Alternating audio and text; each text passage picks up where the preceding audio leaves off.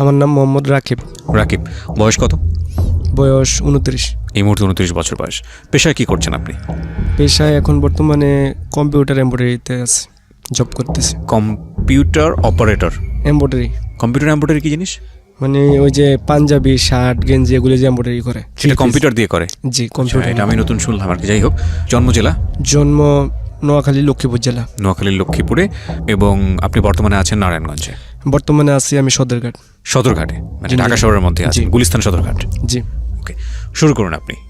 আমি যখন ছোটবেলায় মানে একটু বোঝার হয়েছি, মানে আমি তো দেখি নাই, কিন্তু মানে আত্মীয় স্বজনের কাছ থেকে শুনে আর কি। জি, একই সাথে বলে রাখি প্রিয় শ্রোতা, আমাদের এই গল্পটি কিন্তু আপনি ইউটিউবে একযোগে শুনতে পাচ্ছেন এবং ওখানে একেবারে একটানা বিরতিহীনভাবে আপনারা শুনতে পাচ্ছেন। বাংলাদেশে কেবলমাত্র একটি রেডিও চ্যানেল যে অনুষ্ঠান একই সাথে রেডিও এবং ইউটিউবে প্রিমিয়ার করে, সেটি হচ্ছে ঢাকা এফএম। সিক্রেটস এবং একই সাথে জীবন গল্প, এই দুটো অনুষ্ঠান আমাদের ইউটিউবে প্রিমিয়ার হয়, লাইভ চলতে থাকে ওখানে। আপনি চাইলে এখনই এসে ওখানে শুনতে পারেন, একেবারে নির্ঝঞ্ঝাট বিরতিহীনভাবে একটানা ওখানে চলবে, অর্থাৎ রেডিওর আগেই ওখানে শেষ হয়ে যায়। তো আমাদের এই চ্যানেলটি হচ্ছে www.youtube.com/DFM904। আমি আবারও বলছি, www.youtube.com/DFM904। অবশ্যই সাবস্ক্রাইব বাটনে ক্লিক করবেন, পাশের যে ঘন্টা বাটনটি আছে ওটাও ক্লিক করে অন করে দেবেন। ঠিক আছে, হ্যাঁ বলুন তারপর। তখন আমার আত্মীয় স্বজনের কাছে, আশেপাশের মানুষের কাছ থেকে শুনতাম যে আমার মাকে নাকি আমার আব্বু ছেড়ে দিয়েছে। আচ্ছা, মানে আপনি মাকে দেখেননি ওই সময়? না, মাকে দেখিনি, মানে বুজুর হওয়ার পর থেকে মাকে দেখিনি। আমি ছোটবেলা থেকে আমার ফুফু আমাকে মানে লালন পালন করতো। কয় ভাই বোন ছিলেন আপনারা? তখন আমি একাই। আচ্ছা। তো মানুষে বলতো নাকি যে আমি তার ছেলে। আচ্ছা। তো এই জন্য তার বিয়ে হইতো না। তখন যাও ওই পাশে আর কি একটা লোক আর কি জানতো, তো ওনার সাথে যে বিয়ে হয়েছে। হওয়ার পরে আমি ওনার সাথে চলে গেছি, আমার ফুফুর কাছেই থাকতাম। তখন মানুষে অনেক বলা বলি করতো যে আমি তখন আমার বাবাকেও দেখি নাই। তখন আমি জানতাম যে আমার বাবা ঢাকা থাকে। আমার ফুফুর কাছে থাকতাম, ফুফু লালন পালন করতো, পড়ালেখা করাইতো। তখন আমার দাদা খুব অসুস্থ হয়ে যায়। অসুস্থ হওয়ার পরে দাদাই আমার ভরণ পোষণ সব চালাইতো। তো অসুস্থ হওয়ার পরে মারা যায়। তো মারা যাওয়ার পরে আমার দেখার মতো আর লোক নেই। আচ্ছা।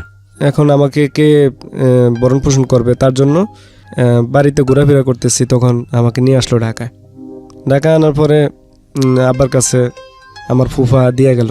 আচ্ছা। দিয়ে যাওয়ার পরে আমার আব্বা কাজ করতো, তো উনি বাসায় 2 দিন 3 দিন বা 7 দিন পরে আসতো বাসায়। আমি আইসা দেখি যে আমার সৎমা এখানে। তখন এই ঘরে 3 বোন ছিল। আচ্ছা। এখানে ছোট ছোট। তা আমার আম্মা এখানে আবার গার্মেন্টসে চাকরি করতো। আচ্ছা। তখন এখানে আসার পরে আমি তো বেকার, কোনো কাজ কাম জানি না। ওনাগো একটু সংসারে অভাব অনটন। তখন আমাকে ওই আমার আব্বার একটা বন্ধুর দ্বারা একটা মানে কোম্পানিতে আর কি চাকরি নিয়ে দেয়। তাই এমব্রয়ডারিতেই চাকরি নিয়ে দেয়। দেওয়ার পরে ওইখানে যাই। যাওয়ার পরে প্রায় 20 দিন কাজ করি। 20 দিন কাজ করার পরে আমি অল্প কিছু সংখ্যক মানে আপনার স্যালারি পাই আর কি। আচ্ছা, বয়স কত তখন আপনার? তখন আমার বয়স কত 14-15 হবে। আচ্ছা, আপনি লেখাপড়া একদমই করেননি এই সময়টা? হ্যাঁ, লেখাপড়া করেছি। লেখাপড়া করছি 9ম শ্রেণী পর্যন্ত। 9ম শ্রেণী পর্যন্ত, তারপর আপনি ছেড়ে দিয়েছেন? হ্যাঁ, লেখাপড়া ওই দাদা মারা যাওয়ার পরেই আমি ছেড়ে দিয়েছি। আচ্ছা। যাও কিছু সংখ্যক আমি অল্প কিছু স্যালারি পাই। তখন আমার ভালো কোনো কাপড় চোপড় ছিল না। তখন আমি ওই কত 500-600 টাকা এমন হবে আর কি। তো ওই টাকা দিয়ে আমি কিছু একটা শার্ট, একটা প্যান্ট কিনি। জি। কিনা বাসায় যখন আসি, তখন আমার আম্মা অনেক গালিগালাজ করে, আমারে গালিগালাজ করে। তাদের ঘরে খাওয়ার বিল দিতে হবে। তখন আমার জিনিসটা খুব খারাপ লাগে। আচ্ছা। যে হয়তো বা আপন মা থাকলে তো হয়তো বা এই গালিগালাজগুলো করতো না। যাও তখন 1 মাস পরেই ঈদ হইল। তখন আমি বাড়িতে চলে যাই। বাড়িতে যাওয়ার পরে বাড়ির থেকে আমি আবার ঢাকায় আসি ঈদের পর, ছুটি শেষ হওয়ার পর। আসার পরে ওনার বাসায় আমি আর যাই না। আচ্ছা। তখন আমি কোম্পানিতেই মানে মালিকের কাছে বললাম। তো মালিক আমার একটা মেস ঠিক করে দিল, ওইখানে আমি থাকতাম। আচ্ছা। তখন আমার মানে থাকার মতো জায়গাও নাই, প্লাস যে মানুষের খেতা বালি সেগুলি থাকে, ওইটাও আমার ছিল না। আচ্ছা। যে আমি যে ঘুমাবো, দেখতাম যে রাত্রে শোয়ার পরে আমার মনের মশায় যে উড়ে আলো যাইতেছে, এরকম মনে হইতো। কিন্তু আমার পাশে মানুষও ঘুমাইতেছে মশারি টাঙ্গায়, কিন্তু আমার বলার মতো কোনো লোক ছিল না। আচ্ছা। তখন যাও কীভাবে 7-8 দিন কাজ করি, করার পরে ওই আমার পাশেই একটা লোক মানে চাকরি নেয় ওনার, তো উনি আমার আর কি শেয়ার করে যে তুমি আমার সাথে এসে ঘুমাও, যেহেতু তোমার মশা কামড়ায়, পরে টাকা ঢোকা হইলে তুমি। তখন আপনি ঢাকাতে? জি, ঢাকাতে। ওই সময়টাতে কি জানতে পেরেছেন মা কোথায় থাকে, কি অবস্থা? আমি জানতাম যে আমার মা অন্য জায়গায় বিয়ে হয়েছে। খোঁজ খবর করেননি? না, তখন যোগাযোগ করার মতো ওরকম মানে মায়ের প্রতি একটা যে ভালোবাসা ওই থাকে, জিনিসটা ছিল না। না ওই জিনিসটা ছিল না, ঘৃণা ছিল। তখন আমি ভাবতাম যে আসলে হয়তোবা মানুষ যে বলে যে রক্তের একটা সম্পর্ক আছে, মনে হয় যে পৃথিবীতে রক্তের কোনো সম্পর্ক নাই, আমার এটা মনে হইতো। আচ্ছা। আমি ভাবতাম যে পৃথিবীতে মনে হয় টাকার সম্পর্কটাই বেশি, রক্তের সম্পর্ক বলতে কিছু নেই। যখন আমার ফুফু বা আমার কাকিরা যখন আমার ফুফাতো ভাইদেরকে বা চাচাতো ভাইদেরকে ডাকতো যে তোরা আয় ভাত খাওয়া যায়, তখন আমার কাছে খুব খারাপ লাগতো যে আমার মাথাগুলো তো আবার এইভাবে ডাকতো। তার জন্যই ঢাকা আসার পরে ভাবতাম যে যার বাপ মা নাই হয়তোবা সেই তার কোনো স্থান ঠিকানাও ঠিক থাকে না। আর পৃথিবীতে রক্তের সম্পর্ক মনে হয় যে নাই। যদি রক্তের সম্পর্ক থাকতো তাহলে আমার মা ঠিকই আমার খোঁজখবর নিত। তো যা হোক, এইভাবে ঢাকায় ফিরে আসি, কাজ করতেছি। তো তখন আমি স্যালারি পাই কত 1200 টাকা। ওকে। তো 1200 টাকা স্যালারি পাই, কিন্তু খাওয়া থাকে 1300 টাকা দিতে হয়, 100 টাকা বেশি। জি। তখন এই টাকাটা জোগাড় করতে হলে আমার মানে অন্যান্য কাজ করতে হইতো, বা বসেগো চাটা এগুলি আইনা দিতে হইতো, বাইরে অন্যান্য কাজ করতে করে 100 টাকা জোগাইতে হইতো। আচ্ছা। আর যেই মাসে জোগাড় করতে না পারতাম ওই মাসে আমার মহিলার কাছে আর কি বাকি রাখতে হইতো। তো যাও কীভাবে চলতেছে। তো হঠাৎ করে এখান থেকে আমার স্যালারি পোষাইতেছে না। পরে মালিকে একটা কাজ ভুল করার কারণে আমার অনেক কি মানে আমি একটা কাজ ভুল করছিলাম। ওই যে মাল যে আয়রন করতে দিছিল, জি, ওই আয়রন করার সময় মালটা হিট বেশি পড়ার কারণে মালটার কালার জ্বলা যায় আর কি। আচ্ছা। তখন ওই মালটার শিপমেন্ট বন্ধ হয়ে যায়। তখন ওই আমি বৈশা মানে লাইনিং কাগজ কাটতেছিলাম। আচ্ছা। তো এই মালিক না ম্যানেজার হয়তো বা, উনি আইসা পিছন থেকে আমার একটা লাত্তি মারে। তখন লাত্তি মারার পরে আমি পিছন দিকে আর তাকাই নেই, আমার মনে হয় যে দম বন্ধ হয়ে গেছে, এরকম মনে হয় আমি পড়ে গেছি। পড়ে যাওয়ার পরে ওইখান থেকে আমি উঠছি, উঠার পরে ওইখান থেকে আমি যখন ছুটি হয় তখন আমি চলে যাই। আমি আর ওইখান থেকে চাকরি করিনি, ছেড়ে দিচ্ছি। তখন অন্য জায়গায় আমি চাকরি নেই, কারণ বৈশা থাকলে তো আর ফেড়ে বাদ জুটবো না। তখন চাকরি নেওয়ার পরে ওইখানে একটা মহিলা অপারেটর ছিল। জি। তো ওনার সাথে আমার আর কি সহকারী পোস্টে আর কি দেওয়া হয় অ্যাসিস্ট্যান্ট অপারেটর হিসেবে। জি। তো ওনারা আমি সব কিছু বলার পরে উনি বললো আমার যে তোমার আমি কাজ কাম সব শিখিয়ে দেবো, কিন্তু আমি যা বলবো তা তোমার শুনতে হইব।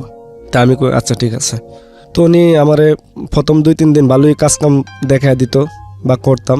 তৃতীয় দিনে উনি আমাকে মানে প্রেমের অফার করলো আর কি। আচ্ছা। মেয়েটা প্রেমের অফার করলো? হ্যাঁ, প্রেমের অফার করলো। তখন আমার বয়স কত 15-16 এমন হবে। তখন আমি পাশে হয়তোবা দেখতাম যে ঢাকা শহর অনেক ছেলেমেয়েরা একসাথে হাঁটে, একসাথে বা আরও অফিসে যে কাজ করে ওই ছেলেমেয়েরাও প্রেম করে। তখন আমি ভাবতাম যে হয়তোবা আমার লাইফে ওইরকম প্রেম আসতেই পারে। তখন উনি আমার বললো যে তুমি যদি আমার সাথে সম্পর্ক না করো তাহলে তোমার আমি কোনো কাজ কাম শেখাবো না, আর যদি সম্পর্ক করো তাহলে তোমার আমি ভালো পোস্টে চাকরি নিয়ে দেবো, প্লাস আমার সাথে রাখবো। তখন আমি চিন্তা করলাম যে আমার একটা স্থায়ী ঠিকানা হবে। এই চিন্তা করে আমি তার সাথে মানে এটাতে রাজি হই। আচ্ছা। তখন উনি প্রায় সময় আমার ঘুরতে নিয়ে যাইতো, এইখানে এই পার্কে সেই পার্কে, ছুটি হইলেই চলো আমার সাথে চলো নিয়ে যাইতো, বা এমনকি তার বাসায়ও নিয়ে যাইতো। আপনাকে বাসায় নিয়ে যেত? হ্যাঁ, বাসায় নিয়ে যাওয়া, তার সাথে অনৈতিক সম্পর্ক হইতো। মানে এটা কি উনি বিবাহিত ছিলেন? না, উনি অবিবাহিত ছিল। আপনার বয়সে বড় ছিলেন? আমার বয়সে সেম বয়সেই, কিন্তু উনি একটু স্বাস্থ্য বেশি। তো আপনার বয়স কত ছিল তখন? আমার তখন প্রায় 16 বছর বয়স। তো 16 বছর বয়স হলে তো এই ধরনের একটা সম্পর্কে আপনি জড়ালেন। তার সঙ্গে কি প্রেমের সম্পর্ক ছিল, ভালোবাসার সম্পর্ক ছিল নাকি? কোনো ভালোবাসার সম্পর্ক ছিল না, কিন্তু উনি আমার অফার করার পরে মানে ওই যে বলছে যদি আমার কাজ শিখতে হয় তাহলে ওনার কথাতে আমার শুনতে হইব, তার জন্যই আর কি আমি তার কথাতে রাজি হই। আচ্ছা। ওনার সাথে আমার অনৈতিক সম্পর্ক হয়, হওয়ার পরে প্রায় রেগুলারলি হইতো, 2 দিন পর প্রায় 1 সপ্তাহ পর হইতো। তখন ওনার হঠাৎ করে আমি মোটামুটি একটু কাজ শিখা হয়েছে, হওয়ার পরে উনি আমি বললাম যে আমার তো এই বেতনও পোষায় না, আমি চাকরি ছেড়ে দেবো। আচ্ছা, কত টাকা বেতন পেতেন তখন আমি কত 2000 টাকার মতো পাইতাম। আচ্ছা, তখন উনি আমার বললো ঠিক আছে তোমার চাকরি ছাড়া লাগবো না, তোমার আমি এক জায়গায় পাঠামু, ওইখানে আমার লোক আছে, ওইখানে যাওয়ার পরে তোমার ভালো পোস্টে চাকরি নিয়ে দিব। তো ওনার একটা খালাতো ভাই ছিল, ওনার কাছে আমার পাঠাইলো। তো ওইখানে যাওয়ার পরে আমার অপরের পোস্টে আর কি জয়েন দিল। তো ওইখানে আমি প্রায় 3700 টাকা বেতনে ঢুকলাম। আচ্ছা, ঢোকার কিছুদিন পরেই ওই মেয়েটার চাকরি মাকরি ছাইরা গ্রামে চলে গেছে, তো ওর সাথে আর দেখা সাক্ষাৎ হয় নাই। তখন আমি 3700 টাকা বেতন ভাই কাজ করতেছি, মোটামুটি চলতেছে ভালোই। আচ্ছা, তো হঠাৎ করে আমার আব্বুর বাসা আর আমার ফ্যাক্টরি মানে রোডের এই পার ওই পার ছিল আর কি। জি। তো এর ভিতরে প্রায় 2 বছর কেটে গেছে, কিন্তু আমার আব্বা কোনোদিন খবরও লয় নাই যে আমি আছি নাকি মারা গেছি। তখন কিভাবে শুনছে আমি বেতন পাই ভালো, তখন আব্বা আমার ফুফাতো ভাই দিয়া মানে আমার খবর পাঠাইলো যে তার সাথে দেখা করার জন্য। তখন তার সাথে আমি দেখা করতে চাই নাই। পরে আমার ফুফাতো ভাই এসে বলতেছে যে তুই তো অনেক মোটামুটি ভালো টাকা বেতন পাস, আর তোর আব্বারও ছেলে নাই তুই ছাড়া, তাহলে তুই তোর বাপের কাছে থাক। তখন আমি রাজি হই নাই, যাওয়ার মানে মতি ছিল না। তারপরে বাপ হিসাবে আর কি আমার যাইতে হইলো আর কি। আচ্ছা, তখন আমি তার কাছে গেলাম। যাওয়ার সময় ওইখানে বাসা ছিল আপনার প্রায় 30টা রুম ছিল ওই বাড়িতে, মানে প্রতি মাসে মাসে আপনার রুম ভাড়াটিয়া চেঞ্জ হইতো। তো ওইখানে ওই বাড়ির ভিতরে পোলার মধ্যে মানে আমরা 2-3 জন পোলাই ছিলাম। জি। তা আমার আব্বার আবার চায়ের দোকান ছিল, ওইখানে আমি হাফবেলা দোকান করতাম, বিকালে আধা বেলা আমার আব্বাই করতো, আর রাত্রেবেলা আমি নাইট ডিউটি করতাম। তো আমি যেখানে চাকরি করতাম ওইখানে মালিকরে বললেই হয়েছে যে আমি সবসময় নাইট ডিউটি করবো আর আমার আব্বারে বিকালে হেল্প করবো। তো যা হোক, যখন আমার আব্বার দোকান করতাম তো দোকানের সামনে আপনার এরকম 5 একটা প্লাট ছিল, ওই প্লাটের আর কি 3 তলায় একটা মেয়ে বসে থাকতো। পরে ওইখান থেকে ওই মেয়েটার সাথে আমার রিলেশন হয়। তো রিলেশন হওয়ার পূর্বে ওই মেয়েটা আমার প্রায় সময় ডাকতো বাসায় যাওয়ার পরে ওই মেয়েটার সাথে আমার অনৈতিক কিছু সম্পর্ক হয়। আচ্ছা, তখন অনৈতিক সম্পর্ক হওয়ার পরে আমার আব্বা এই জিনিসটা জানে, আপনার বাবা জেনে যায় বিষয়টা, আমার আব্বু জেনে যাওয়ার পূর্বে তখন আমারে গালিগালাজ করে, মানে মারতেও চায় আর কি। তখন ওনার সাথে রাগ করে আমি দোকান করব না। আচ্ছা, তখন আমি বাসায় কয়দিন থাকি আর কাজ করার পরে আমার মানে আমার যেই রুম ছিল ওই রুমের পাশে আর কি একটা ভাড়াটিয়া থাকতো। তো ওনার একটা মানে ভাগ্নি গ্রামের থেকে বেড়াতে আসছে, তাই আমার বোনের সাথে বান্ধবী একটা সম্পর্ক পাতাইছে। তখন আমাদের ঘরে বেশি যাতায়াত আসতো আর কি। তখন আসার পরে ও আয়শা বেশিরভাগে আমার সাথে দুষ্টামি করতো। তখন আয়শা একদিন আমার বলতেছে যে আপনি কি প্রেম টেম করেন? পরে আমি বলছি না, আমি তো কোনো প্রেম টেম করি না। পরে এই কথা বললে আমার একটা নাম্বার হাতে ধরে দেয়া সে চলে গেল গ্রামে। তখন অনেকদিন তার সাথে যোগাযোগ নাই।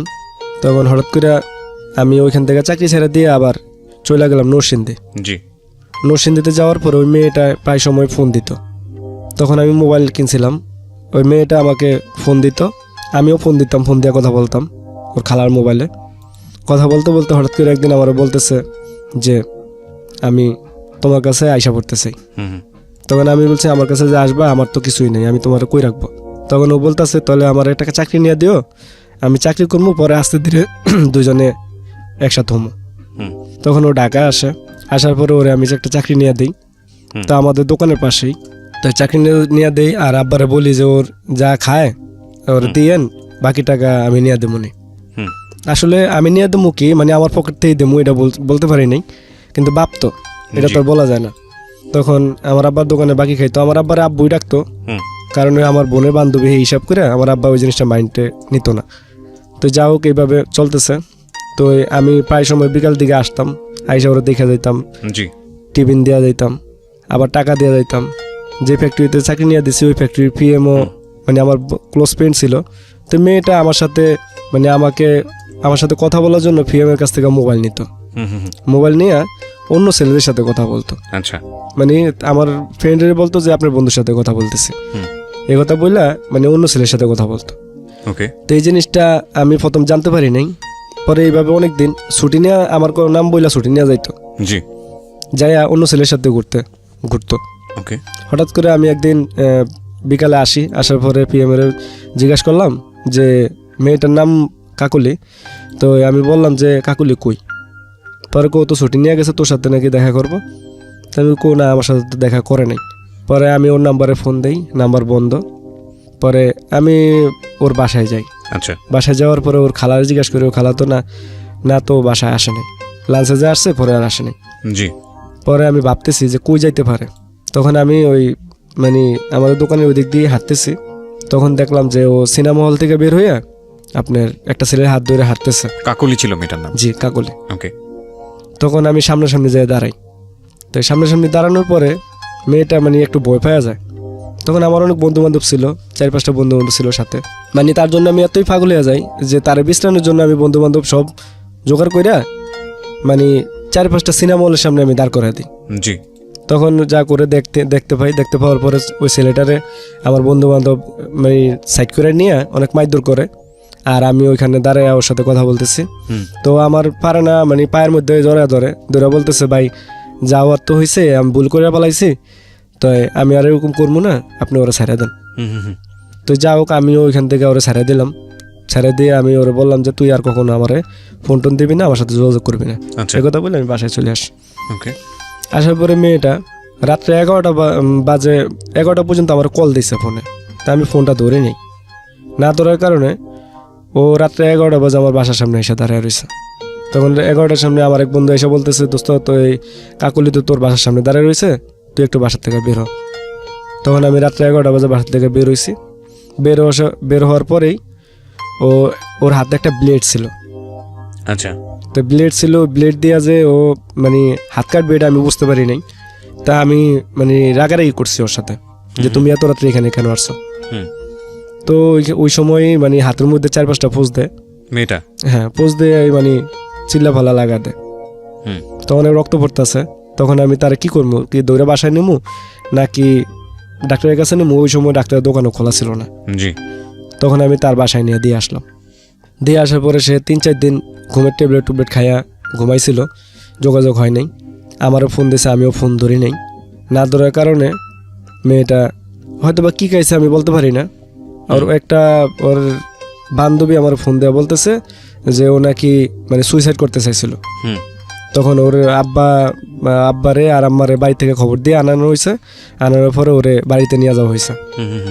তো বাড়িতে নিয়ে যাওয়ার পরে ওর সাথে আমার যোগাযোগ হইতেছে না, কিন্তু আমি পাগলের মতো ওরে বিচাইতেছি, ফোন দিয়ে ফোন বন্ধ। আচ্ছা। তখন ওরে আর আমি পাই না। তো মাসখানিক পরেও আমার ফোন দিয়েছে, ফোন দিয়ে বলতেছে ওর বিয়ে হয়ে গেছে। তখন আমার কাছে খুব জিনিসটা একটু খারাপ লাগে। তখন আমি যেখানে চাকরি করতাম ওইখানে একটা মেয়ে জয়েন দেওয়ার পরে মানে আমার তখন ওই কাকুলি ছাড়া আমি আর কিছু বুঝি না। এখন আমি ওই আমার সাথে যে পোলা হয় ওরা আবার গাঞ্জা খাইতো, তো ওরা কিনা আনতো, আইনা বানিয়ে খাইতো। জি। তো তখন আমি গাঞ্জা খাইতাম না, প্রায় সিগারেট খাইতাম। তখন ওদের সাথে আমি শেয়ার করলাম। আচ্ছা। মানে শেয়ার করলাম কি, টাকা দিতাম, ওরা আমার বানিয়ে দিত। মানে এটা ভুলে থাকার জন্য আমি এই জিনিসটা খাওয়া শুরু করলাম। ওকে। তখন ওদের সাথে খাইতাম, সারা রাত ভরে খাইতাম, মানে 5টা 6টা 10টা এরকম প্রতিদিন রাত্রি সারা রাত ভরে খাইতাম। মেশিন চালাইতাম না, কাজ করতাম না।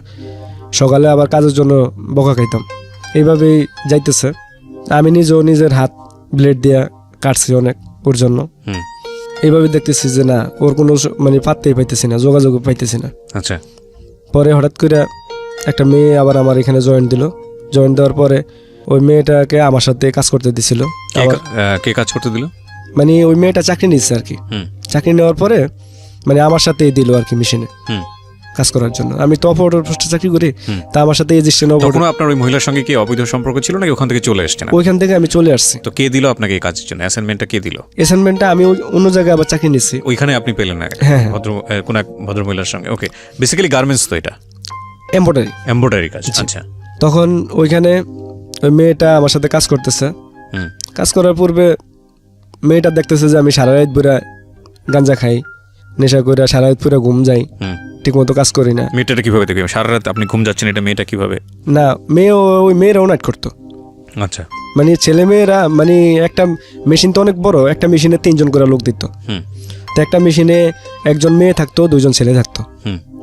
তো এরকম একটা ফ্লোরের ভিতরে 5টা 6টা মেশিন থাকতো, সব মেশিনে লোক থাকতো। তো মেয়েটা আমার সাথে তো কাজ করতো, তো সারা রাত ওই মেশিন চালাইতো, আমি চালাইতাম না, আমি পুরো ঘুমাইতাম। ওই বাইরের থেকে ওই বারিন্দায় বসে বসে খাইতাম, খাইয়া আইসা পুরো ঘুমাইতাম। তো মেয়েটাই সারা রাত কাজ করতো। তো এইভাবে জানতে জানতে মেয়েটা শুনতে পারছে যে আমি এরকম, এই জন্যই এরকম করি। আচ্ছা, ওইভাবে কাজ করতে করতে সে আমাকে জিজ্ঞাসা করলো আর কি, জিজ্ঞাসা করলো যে আপনি এগুলি খান কেন, কি কষ্ট আপনার?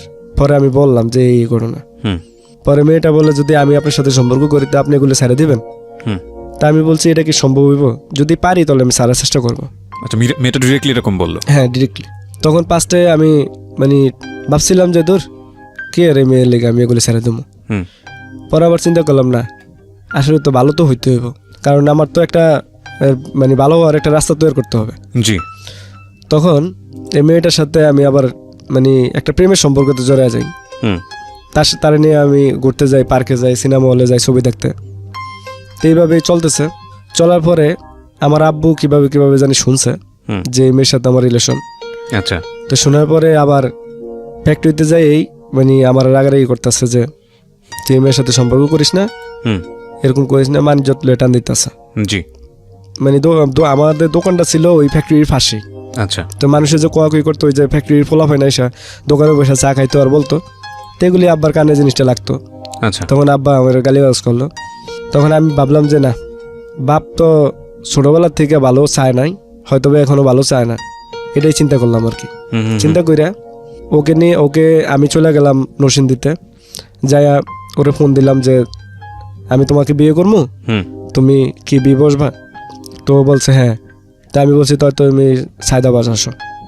তো সায়দাবাদ চলে যায়, কোনো কাপড় চোপড় নেয় নাই। ওইখান থেকে আমার বন্ধুর, মেয়েটার নাম কি ছিল? মেয়েটার নাম ছিল নূপুর। নূপুর, ওকে। ওকে আমি নিয়ে যাই ওইখান থেকে, নিয়ে আমার বন্ধুর বাড়িতে নেই নরসিংদীতে। বন্ধুর বাড়িতে নিয়ে ওইখানে কাজী অফিসে নিয়ে বিয়ে করি। তখন বিয়ে করার পরে তখন আমার পকেটে কোনো টাকা পয়সা নেই। আচ্ছা। ও যাওয়ার সময় 10,000 টাকা মনে নিয়ে গেছিলো। তখন বিয়ে করতে ওই টাকা শেষ হয়ে গেছে। তখন দুজনের সংসার তো পাতাইতে হবে, সংসার করতে হলে তো কিছু টাকা পয়সার প্রয়োজন আছে। জি। তখন ওইখানে আমি আবার একটা বন্ধুর দ্বারাই একটা চাকরি নেই। তো ওইখানে স্যালারি ধরছে আপনার 9,000 টাকা। তার আমার ওয়াইফও চাকরি নেয়, দুইজনে একসাথে চাকরি নেই। ও স্যালারি ধরছে 6,000 টাকা। ওকে। তো মালিকটা খুবই ভালো। আমি একদিন কাজ করার পরেই আমার 5,000 টাকা অ্যাডভান্স দিয়ে দেয়। আচ্ছা। তো দুইজনে ওইখানে রুম নেই, জিনিসপত্র কিনে সংসার করতে থাকে। হঠাৎ করে একদিন আমি মানে ঢাকায় আসি আব্বার সাথে দেখা করার জন্য। জি। তখন ও ওই ডিউটিতে যায়, রাত্রে ডিউটি শেষ করে বাসায় যাইতে লয়। বাসা যাওয়ার পথে আর কি হয়তোবা ভয় পায় আর কি, এটা আমি বুঝতে পারিনি। তখন আমি রাত্রে 11টা বাজে বাসা। আপনি যে বিয়েটা করলেন, আপনার ফ্যামিলি থেকে কোনো ধরনের রেসপন্স নাই, পারমিশন নেওয়ার কোনো আসলে কেউ ছিল না সে অর্থে? না, ওই সময় পারমিশন নিজে ইনকাম করছেন, নিজে খাচ্ছেন। হ্যাঁ, নিজে কাজ করছি, নিজের টাকা দিয়ে নিজে চলতেছি, কেউ জিগানোর মতো কিছু নেই। বাবাও তো আমার পকেটে টাকা না থাকলে দিতেছে না, আবার থাকলেও নিতেছে না, এটাই। তখন আমার শ্বশুরবাড়ির থেকে হয়তো অনেক চাপ সৃষ্টি হয়েছে। ওইটা আমি ওই যে কোর্ট ম্যারেজ করাইছিলাম, ওইটা দিয়ে আমি সমাধান করছিলাম। তো ওনাদের কাছ থেকেও কোনো রেসপন্স পাই নাই, কারণ ওনারা বলতেছে তোমরা একা একা বিয়ে করছো, একা একাই বোঝো, আমাদের কাছে আর কোনো কিছু বলবা না। তো যাও, দুজনে কাজ করতেছি, চলতেছি। হঠাৎ করে ও রাত্রেবেলা ভয় পাচ্ছে। আমি ঢাকার থেকে আসছি, আসার পরে দুজনে খাওয়া দাওয়া করে শুইছি। শোয়ার পরে ও মানে উল্টাপাল্টা রাব ব্যবহার শুরু করলো। তখন আমি বুঝতে পারি না যে কি জন্য ওইটা দিয়ে যে মানে নিজের চুল নিজে টাইনা ছিঁড়ে ফেলাইতেছে। আচ্ছা। তখন আমি রাত্রে তখন 2টা বাজে, মানে আপনি কারণটা বুঝে উঠতে পারছেন না কেন এরকম করতেছে? মানে চোখ বড় বড় হয়ে গেছে আর চুল নিজে টানতেছে। চোখ অনেক লাল হয়ে গেছে তখন নিজের হাতের মধ্যে নিজে কামড়াইতেছে। আচ্ছা। তখন রাত্রে 2টা 2:30 বাজে। তখন আমি ভয় পেয়ে যাই আর কি, যে এমন কেন করতেছে। পরে আমি তাড়াতাড়ি করে উঠছি, ওইটা দরজা খুললে বাইরে থেকে দরজা লক করে দিলাম। লক করে দিয়ে আমি যে বাড়িতে ভাড়া থাকতাম ওই বাড়িওয়ালারে ডাকলাম, মহিলারে ডাকলাম। তো মহিলা অনেকক্ষণ প্রায় আধা ঘন্টার মতো ডাকাডাকি করতেছি, তারা উঠতেছে না ঘুম থেকে। পরে আধা ঘন্টা পরে ওনার মেয়ে উঠছে, ওঠার পরে জিজ্ঞেস করতেছে কি হয়েছে। পরে আমি বলার পরে উনি আসছে। আসার পরে উনি বলতেছে যে ও তো আলগা আসর করছে। তো যাই হোক, উনি হয়তোবা ঝাড়ফুঁক কিছু জানে, মহিলা জানার পূর্বে উনি ঝাড়ফুঁক করার পরে ঠিক হয়ে গেল ওই মুহূর্তে ঠিক হয়ে গেল ঠিক হয়ে যাওয়ার পরে দেখতেছি যে মানে তার আচার ব্যবহার, কথাবার্তা সব কিছুই পরিবর্তন। আচ্ছা। এর ভিতরে আমাদের সংসার প্রায় 6 মাস পার হয়ে গেছে সংসার করা। পরিবর্তন, তার যদি আমি কোনো ভালো একটা কথা বলতাম তা তো সে মানে রাগারাগি করতো বা বাজে বিহেভ করতো। আচ্ছা। তার কথাবার্তার মানে সবসময় মাথা গরম। আচ্ছা। এভাবে কোনো ঠান্ডা মাথায় কোনো কথা বলতো না। আমি ভালো কথা বললো তার মেজাজ খারাপ হয়ে যেত। তো এইভাবে যাক চলতেছে, আমি কাজ করতেছি। তখন এই অবস্থা দেখে আমি তার চাকরিটা মানে ছাড়া দিলাম, যে আর চাকরি করা লাগবে না, তুমি সুস্থ হও, তুমি সুস্থ হও, তুমি বাসায় থাকো। যা হোক বাসায় আছে, কিন্তু আমি সারাদিন কাজ করে আসি। আসার পরে দেখি যে তার সাথে আমার কথা মিলে না। আমি কই একভাবে, সে আমার লগে তর্ক বিতর্ক করে। ভালো কথা কইলেও সে চেতে জায়গা। তখন যা হোক এইভাবে দুজনের ঝগড়া বিবাদ শুরু হইলো আর কি। দুজনে প্রতিদিনই ঝগড়া হইতো, প্রতিদিনই আবার ঠিক হইতো, এইভাবে চলতেছে। যা হোক তখন আমার ওয়াইফ মানে প্রেগনেন্ট হয় আর কি। জি। তো প্রেগনেন্ট হয় ওই মুহূর্তে আমার তো কোনো মানে আত্মীয় স্বজন নাই, বা আমার ওয়াইফেরও কোনো মানে আত্মীয় স্বজন আমাদের হেল্প করবো যে এরকম কোনো লোক নাই বড় দেখাশোনা করার জন্য। তখন আমি সারাদিন ডিউটি করতাম, আইসা বউরে দেখতাম, মাঝে মধ্যে রান্না বান্নাও করে দিতাম। আচ্ছা। যা হোক 5-6 মাস হয়েছে, আমি নিজে মেডিকেল নিছি নিয়ে মানে ওই যে কি কয় না যে বাচ্চা দেখার জন্য ভালো আছে কিনা বা সুস্থ আছে কিনা, ওগুলো মেডিকেল নিয়ে করাইছি। তো ডাক্তারে বলছে ছেলে হবে, ডেট দিছে। ডেটটা আমার সঠিক খেয়াল আসে না। তো ডেট অনুযায়ী ওই মুহূর্তেও আমার কাছে কোনো টাকা পয়সা নেই একবারে, মানে আমি যা ইনকাম করতেছি সব নিজেরা ওই যে খাইতেছি শেষ। মাস শেষে আরও দেখি যে ঋণ থাকে। তো যা হোক এইভাবে চলতেছে। ডাক্তার ডেট দিয়েছে 27 তারিখ, জানুয়ারির 27 তারিখ 2012। তো ওই 27 তারিখ ডেট দিছে। তো ওই সময় 27 তারিখের আমি 12 তারিখে স্যালারি পেয়েছি 10,000 টাকা, না 12,000 টাকা। 13 তারিখে আমার ছেলে ইনশাল্লাহ হয়ে গেল। আচ্ছা। তো হয়ে গেল ওই মুহূর্তে আমার নর্মাল ডেলিভারি হয়েছে বাসায়। আমি বাসায় নার্স আনে আর কি ডেলিভারি করাইছি, মেডিকেল নিতে হয় নাই। তার জন্য আমার অত বেশি টাকাও খরচ হয়নি। তো যা হোক আমি খুশিতে আমার আব্বারে ফোন দিলাম। আমার আব্বার সাথে সাথেই আমি ফোন দিলাম। ফোন দেওয়ার পরে আমার আব্বারে বললাম যে আব্বা আপনি তো নাতি হয়েছে। তা আমার আব্বা উনি বলতেছে যে তো তোর ছেলে হয়েছে আমি কি করবো। তাই আমি আপনি কি করবেন, আপনি নাতি হয়েছে আপনি দেখবেন না, আসেন এসে দেখা যান। কয় না আমার সময় নেই, আমার দোকান বন্ধ করে আসতে পারবো না। তো যা হোক মানে আমার মনটা খারাপ হয়ে গেল ওকে, যে ছেলে ঘরের নাতি দেখতে আসবে তাতে সময় নেই। তো যা হোক মন খারাপ করার কিছুই নেই, ছোটোবেলা থেকে তো আমি আদর পাই না, আমার ছেলে পাইব কি। তো যা হোক আমার ওই সময় ওয়াইফের সাথেও কোনো লোক ছিল না, ওই পাশের ভাড়াটিয়ার এই সহযোগিতা করছে। তখন আমার শাশুড়ি কিশোরগঞ্জ থেকে আর কি আসে। তা আইসা ওই কত ঘন্টাখানিক ছিল, তাই কি আবার চলে গেছে, উনিও থাকতে পারবে না। জি। তো এই বাচ্চার খেজমত, ওয়াইফের খেজমত সবই আমারই করতে হইতো। তা আমি করতাম, সারাদিন কাজ করে আইসা করতাম। ওই যাও এইভাবে একটু একটু বড় হয়। বড় হওয়ার পরে সারা রাত বেড়ে ঘুমাইতো না, কানতো, আর সারাদিন বেড়ে ঘুমাইতো। মানে ছেলে, হ্যাঁ বাচ্চা, ছোট বাচ্চাদের ক্ষেত্রে এই জিনিসটা দেখা যায়। হ্যাঁ এই জিনিসটি দেখা যায়। তখন যা হোক আস্তে আস্তে সুস্থ হয়, মানে ছেলে একটু বড় হয়, 1 বছরের মতো হয়ে যায়। এর ভিতরে ওই যে আমার ওয়াইফের সাথে টুকিটাকি ঝগড়াঝাটি থাকেই, মানে তার কথায় আমার কথা মিলে না। আমি যদি একটু 19-20 একটু দোষ পায় তাহলে মানে পুরা গরম করে লাগর। আচ্ছা। মানে তার ভালো কথাও বলা যায় না, সে চেতে জায়গা। তো এইভাবে এক কথা দুই কথা তর্ক বিতর্ক হইতে হইতে তার মারামারি হইতো। আমিও তারে মারতাম, মাঝে মধ্যে সেও আমার দিত। তো যা হোক এইভাবে করতে করতে একটা যন্ত্রণার মধ্যে পড়ে গেলাম। দেখলাম যে না, এইভাবে তো আর সংসার হয় না, প্রতিদিনই আল্লাহ 30 দিনই ঝগড়া। তারপরে এর ভিতরে আবার অভাব অনটন, হয়তোবা একবেলা খাইলে আরেকবেলা খাওয়ানোর ইয়া থাকে না। এক হইলো অভাব অনটন, দুই নম্বর হইলো ঝগড়াঝাটি। আমি যতটুকু জানি সংসারে যদি ঝগড়াঝাটি না থাকে একবেলা খাইও থাকা যায়, কিন্তু যদি সংসারে ঝগড়াঝাটি স্বামী স্ত্রীর মধ্যে মিলমিশ না থাকে তত লাখ লাখ টাকা থাকলেও মানে ওইখানে সুখ নেই। তখন এইভাবে চলতেছে। তখন ওরও চিন্তা ভাবনা এরকম হয়ে গেছে যে আমার সাথে সংসার করবে না। সেও বলতেছে তোর সংসার আমি করবো না। তাই আমিও বলছি যে আমার সংসার যদি না করো তাহলে চলে যা। বাচ্চার বয়স কত তখন? তখন বাচ্চার বয়স 1 বছর। তো যা হোক এইভাবে চলতেছে, কিন্তু ওই যে চইলা যা এই পর্যন্ত, কিন্তু ও যায় না, যায়ও না প্লাস আমার ছাড়েও না, মানে আমার গাড়ির উপরে থেকে আমার মানে ইয়া করে জ্বালায় আর কি। জি।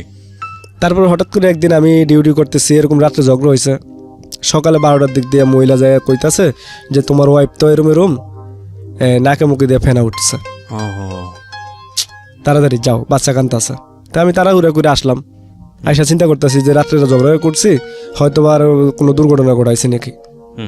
তার সে আইসা দেখি সত্যি নাকে মুখে দিয়ে ফেনা বার হইতেছে। তখন আমি তাড়াতাড়ি ডাক্তারের কাছে গেছি দইরা, তো পরিচিত ডাক্তার ছিল, উনি বলছে উনি আসতে লইছে। এমন টাইমে ওই পাশের রুমেরই একটা মেয়ে, ওর সাথে আবার 7টা জিন থাকতো। তো ওই মেয়ে আমার ফোন দেওয়া বলতেছে রাকিব ভাই আপনি তো ইয়া করেন, ওই আইনেন না, ডাক্তার আইনেন না, ওর তো এই সমস্যা না, ওর আলগা সমস্যা, ওইখান থেকে এই ওর মানে অজ্ঞান হয়ে যাওয়ার কারণে অনেক সময় থাকার কারণে এই ফেনাটা আইসা মুখতে, তা আপনি আইসা পড়েন। তা আমি আইসা পড়ছি, আসার পরে দেখতেছি যে না, ও কেমনে কেমনে জানি জ্ঞান ফিরাইছে, জ্ঞান ফিরছে, ফিরার পর থেকে দুইজনেই যুদ্ধ করতেছে, মানে ওর তো চুল টুল আউলার না জ্বালার না, পুরো অবস্থা খারাপ। তো দুইটাই মানে যুদ্ধ করতেছে, মানে ও কইতাছে যে তুই কি কই থেকে আইসস, তো এগুলি করার পরে ওই আমার ওয়াইফও মানে আবল তাবল কই থেকে কি আইসে এদিক বলতেছে। যাই হোক, আপনাদের আপনি একটা সমস্যা ফেস করছিলেন। হ্যাঁ, সমস্যা ফেস করছিলাম। তো ওই মুহূর্তে আমার কাছে 1 টাকাও নাই যে আমি মানে ওর ভালো একটা চিকিৎসা করাবো। তখন ওই সেরি মেয়ে আমার বলতেছে ভালো একটা খনকার বা কোনো একটা কবিরা যাই না, আপনি দেখান। তখন আমার ঘরে একটা টিভি ছিল, আমি টিভিটা বিক্রি করলাম, বিক্রি কইরা আমি একটা মানে একটা খনকার আনলাম, উনি হিন্দু ছিল। তো আসলো, আসার পরে উনি মানে আমার ওয়াইফের চোখ যখন বড় করছে, ওইটা দেখে উনি ভয় পাইয়া চলে গেল। তো উনি আমার কাছ থেকে টাকা নিছে অ্যাডভান্স 2000 টাকার মতো নিয়ে, উনি আমার বলতেছে কি যে আমি তো ওই যে জিনিসপত্র কিনছি এগুলি খরচ হয়ে গেছে, এখন তোমার ওয়াইফের যে সমস্যা, এই সমস্যা আমি পারবো না, তুমি ভালো খনকার দেখো, এই কথা বলে উনি চলে গেল। তখন আমার কাছে টাকা নেই, আমি আর 1000 টাকা আছে, আমি যে মানে ওরে চিকিৎসা করামো ভালো দেখা, চিকিৎসা করানোর মতো কোনো ইয়ে নাই।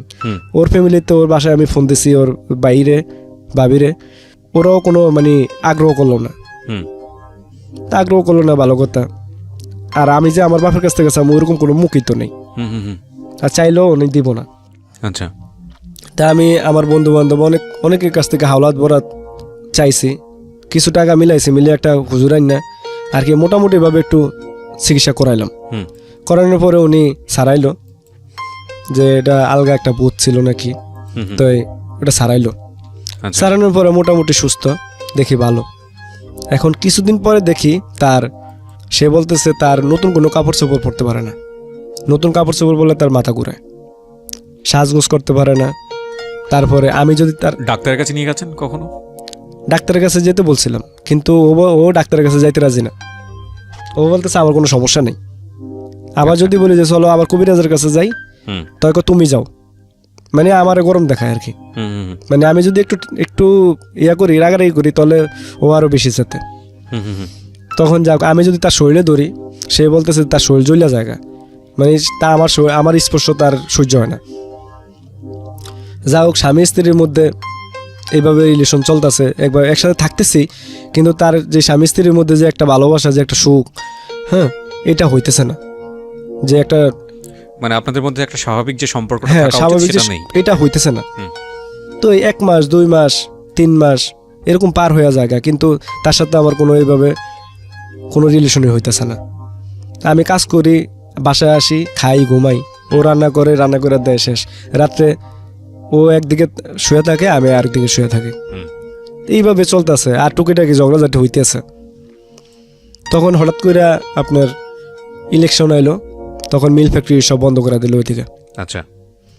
তখন আমি যে কারখানাতে চাকরি করতাম, উনিও 1 মাসের জন্য ফ্যাক্টরি বন্ধ করে দিল, বলতেছে যে তুমি যদি পারো অন্য কোথাও চাকরি নিয়ে নাও, আর যে না হলে 1 মাস পরে আইসো। আচ্ছা। তখন আমার কাছে কোনো টাকা পয়সা নেই, আমি খুব অভাবনটার মধ্যে, রুম ভাড়া দিতে পারি না।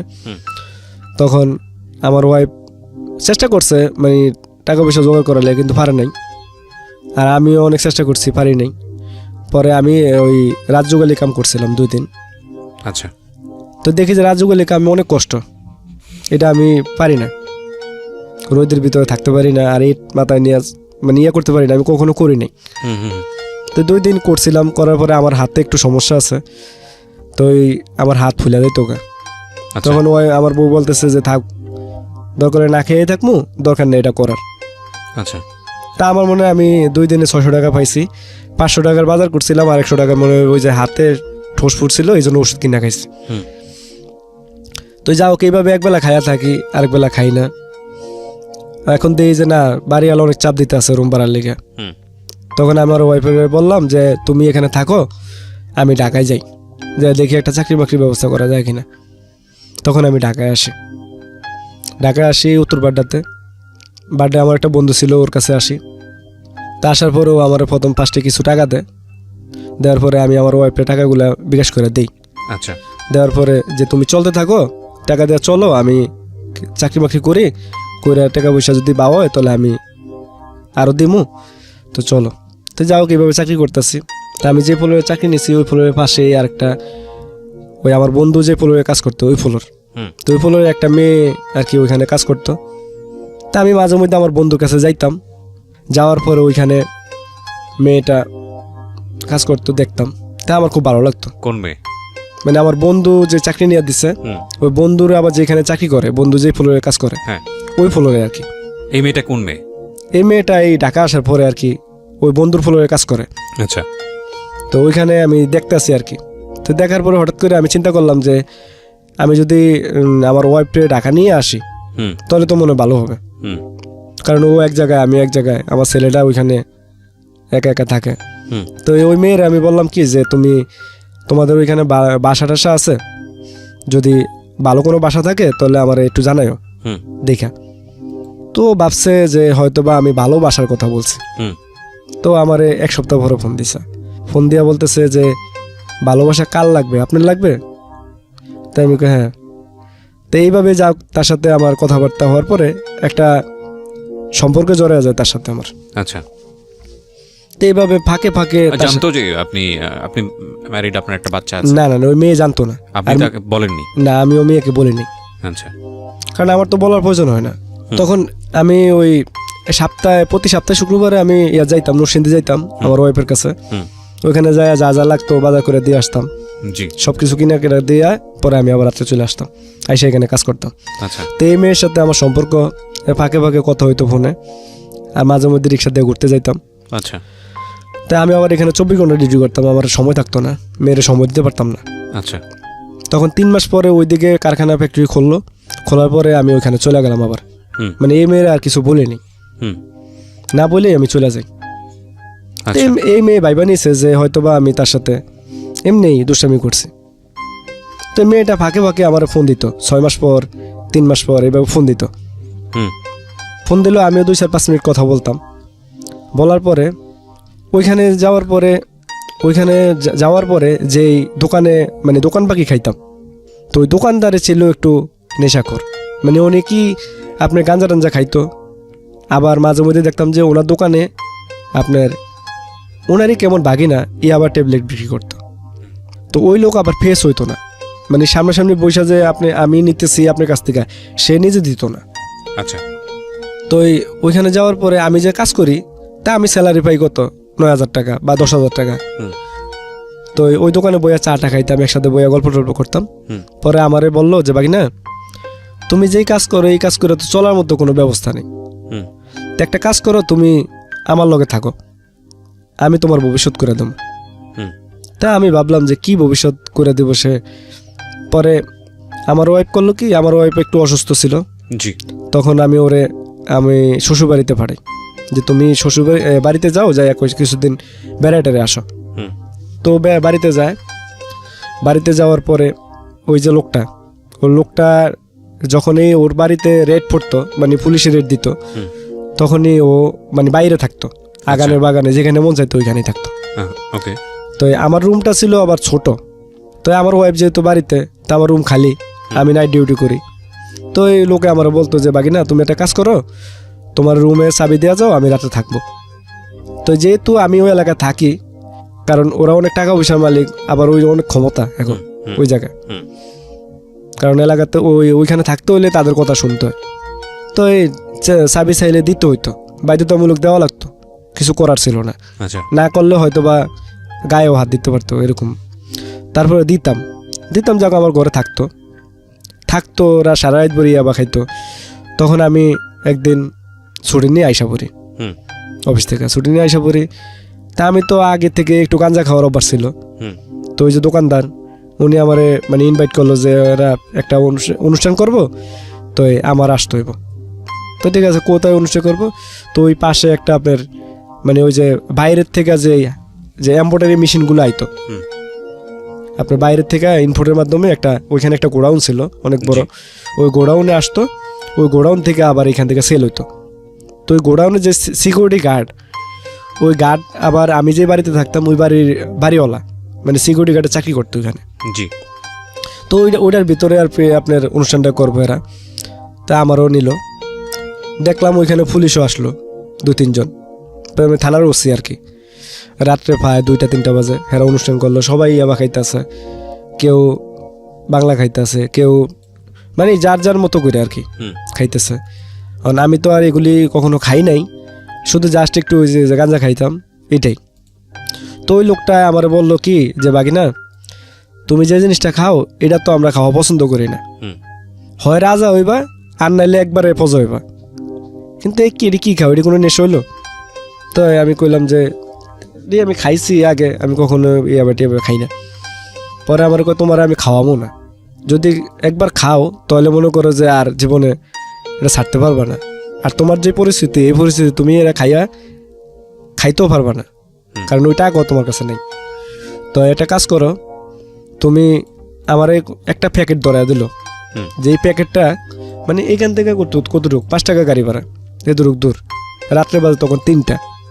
আমার বলতেছে তুমি এই প্যাকেটটা নিয়ে অমুক জায়গায় একটা লোক প্রাইভেটকে নিয়ে দাঁড়িয়ে রয়েছে, ওইখানে নিয়ে দিয়ে আইসা পড়বা, হাতে দিয়ে আইসা পড়বা, আচ্ছা টাকা টুকা কিছু আনা লাগবো না, খালি দিয়ে আইসা পড়বা। আমি জানতাম যে এটার ভিতরে এটা আছে, তো তাও রিক্স নিচ্ছি, আমি গেছি, যাই আমি ওই লোকটারে হাতে দিয়ে আমি চলে আসছি। তা আসার পরে উনি আমার 1000 টাকা দিল, হুম যে এটা তুমি রাখো। আচ্ছা তো যাও, ওই দিন আমার উনি 1000 টাকা দিল। পরে আমি ডিউটি করতেছি রাত্রে, তো আমার ফ্যাক্টরি আবার সারা রাইতে গেট খোলা থাকতো। তো উনি রাত্রে আমার 2টা বাজে ফোন দিছে, ফোন দিয়ে কইতেছে বাকি না একটু বাড়িতে পারবা? কি হয়েছে? কয় একটু চার দোকানে আসো অমুক জায়গায়। পরে গেলাম, যাওয়ার পরে ওরকম ওই এক প্যাকেট ধরা দিল, কয় এটা নিয়ে তুমি অমুক জায়গায় দিয়ে আসো, তুমি সারা রাত ডিউটি করে পাইবা 300 টাকা, আর আমি তোমার 1500 টাকা দেব। তো যাও, ওই দিনও আমি রিস্ক নিয়ে গেলাম। যাওয়ার পরে যাও এইভাবে চলতেছে, ফাঁকে ফাঁকে দিতাছি, হ্যাঁ জায়গায় জায়গায় নিয়ে দিয়ে আইতেছি। হ্যাঁ উনিও আমার টাকা দেয় 1000, 500, যখন যা লাগতেছে তাই দিতেছে। তো এখন আমার অভাব নেই, এখন আমি মোটামুটি বউরও টাকা দিতেছি, চলতেছি। হঠাৎ করে একদিন এক লোকের একটা ট্যাবলেট দিতে যাই, ওইখানে ছিল পুলিশ। তা আমি আর হয়তো বা সিভিল পুলিশ ছিল, আমি বুঝতে পারিনি। ওইখানে ওই ট্যাবলেট সহই আমার ধরে ফেলাইলো। তো দইরা ওইখানেও আমার মারলো, পুলিশে আমার মারলো। মারার পরে আমি পুলিশের বলতেছি যে এটি আমার না, এটা আমি বেশি না। তো এখন এই পুলিশও আমি দেখলাম যে ওনার সাথেই একসাথে বইয়া খাইয়া গেল। ওকে, আমি 2 দিন আগে দেখলাম যে ওনার সাথে একসাথে বইসা এই পুলিশে খাইলো, ওইখানে আমি ছিলাম। আবার এই যে রাস্তায় যে আমার ধরার পরে আমি যে বললাম যে এগুলি আমার না বলছি দেখে তাও আমার মারলো। তো মারার পরে উনি আমার গাড়ি তুটাইলো। তা আমি সাথে সাথেই ওই মামারে ফোন দিলাম।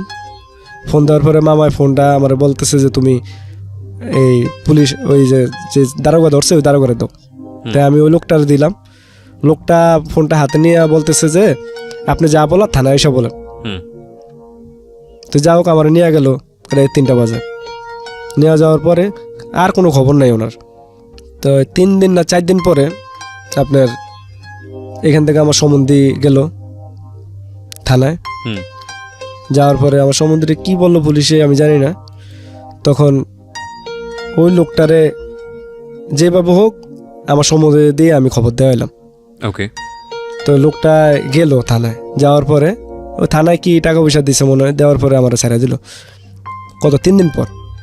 তো 3 দিন পরেই দেখলাম যে মানে খাওয়া দাওয়া তো নাই, ওই মারছো আমার অনেক পুলিশে।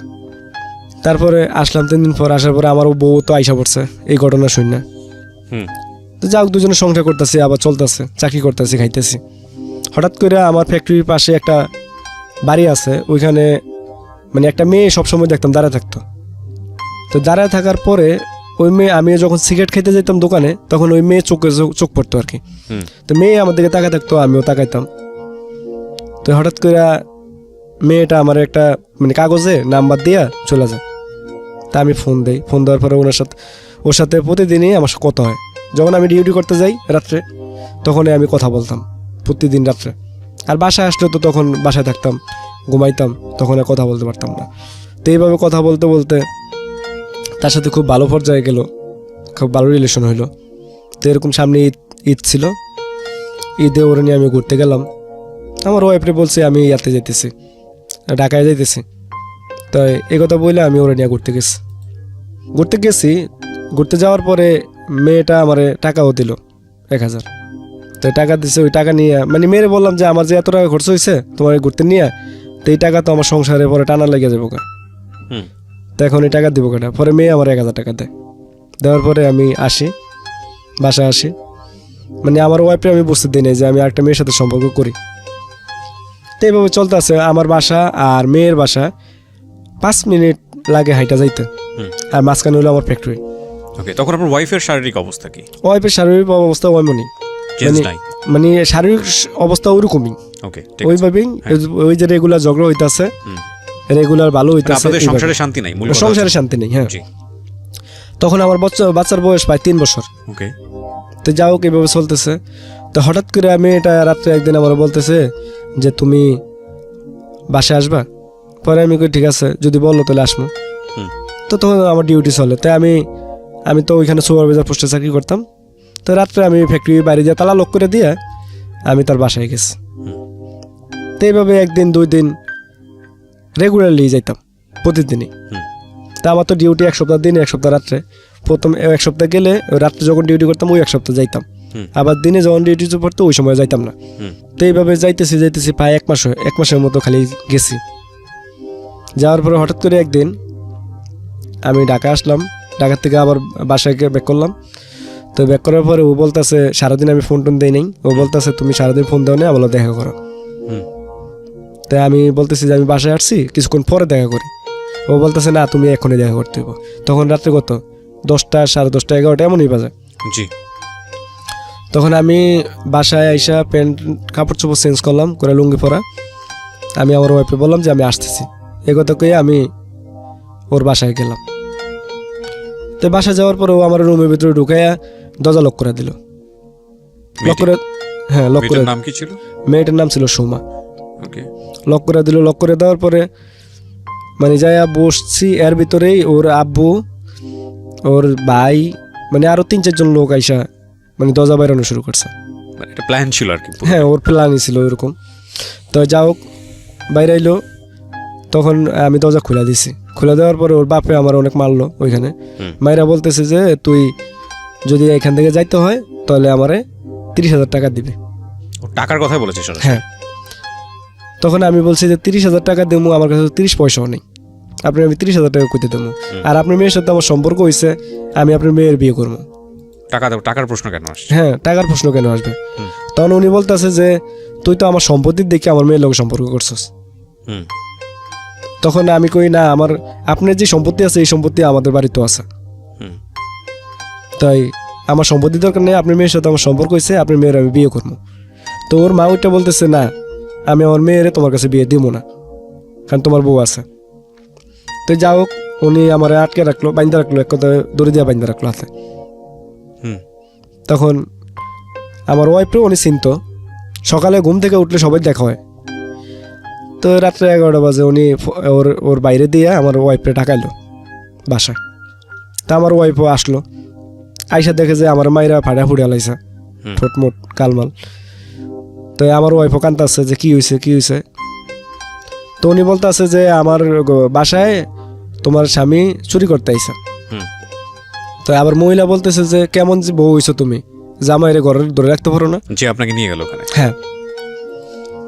তখন মানে আমার মানে ওয়াইফের আপনি বিষয়টা এরকম হয়ে গেছে যে আপনি তো বলতেও পারবেন না যে আপনি কেন এখানে আসছেন, কারণ জি না। আপনার উদ্দেশ্য তো খারাপ ছিল। না, আমার উদ্দেশ্য তো আমি তো প্রতিদিনই যাই, হ্যাঁ। আমি তো 1 মাস যাবতই তার সাথে ওকে, আমার সামহাও সে বুঝতে পেরে আপনাকে ট্র্যাপে ফেলে দিয়েছে, সুতরাং আপনি যেটাই বলেন না কেন আপনি নিজেকে সাফাই করতে পারবেন না। না, ওইখানে Okay. তো আমি বলতেও পারতেছি না যে আমি এই জন্য আসছি। একটা কথা আছে, লোভে পাপে হ্যাঁ। পাপে মৃত্যু। কিন্তু আমার ওয়াইফকেও আমি ভালোবাসতাম, অনেক ভালোবাসতাম, কিন্তু এখন তো আমি কিছু বলার মতো মুখ নাই। হুম।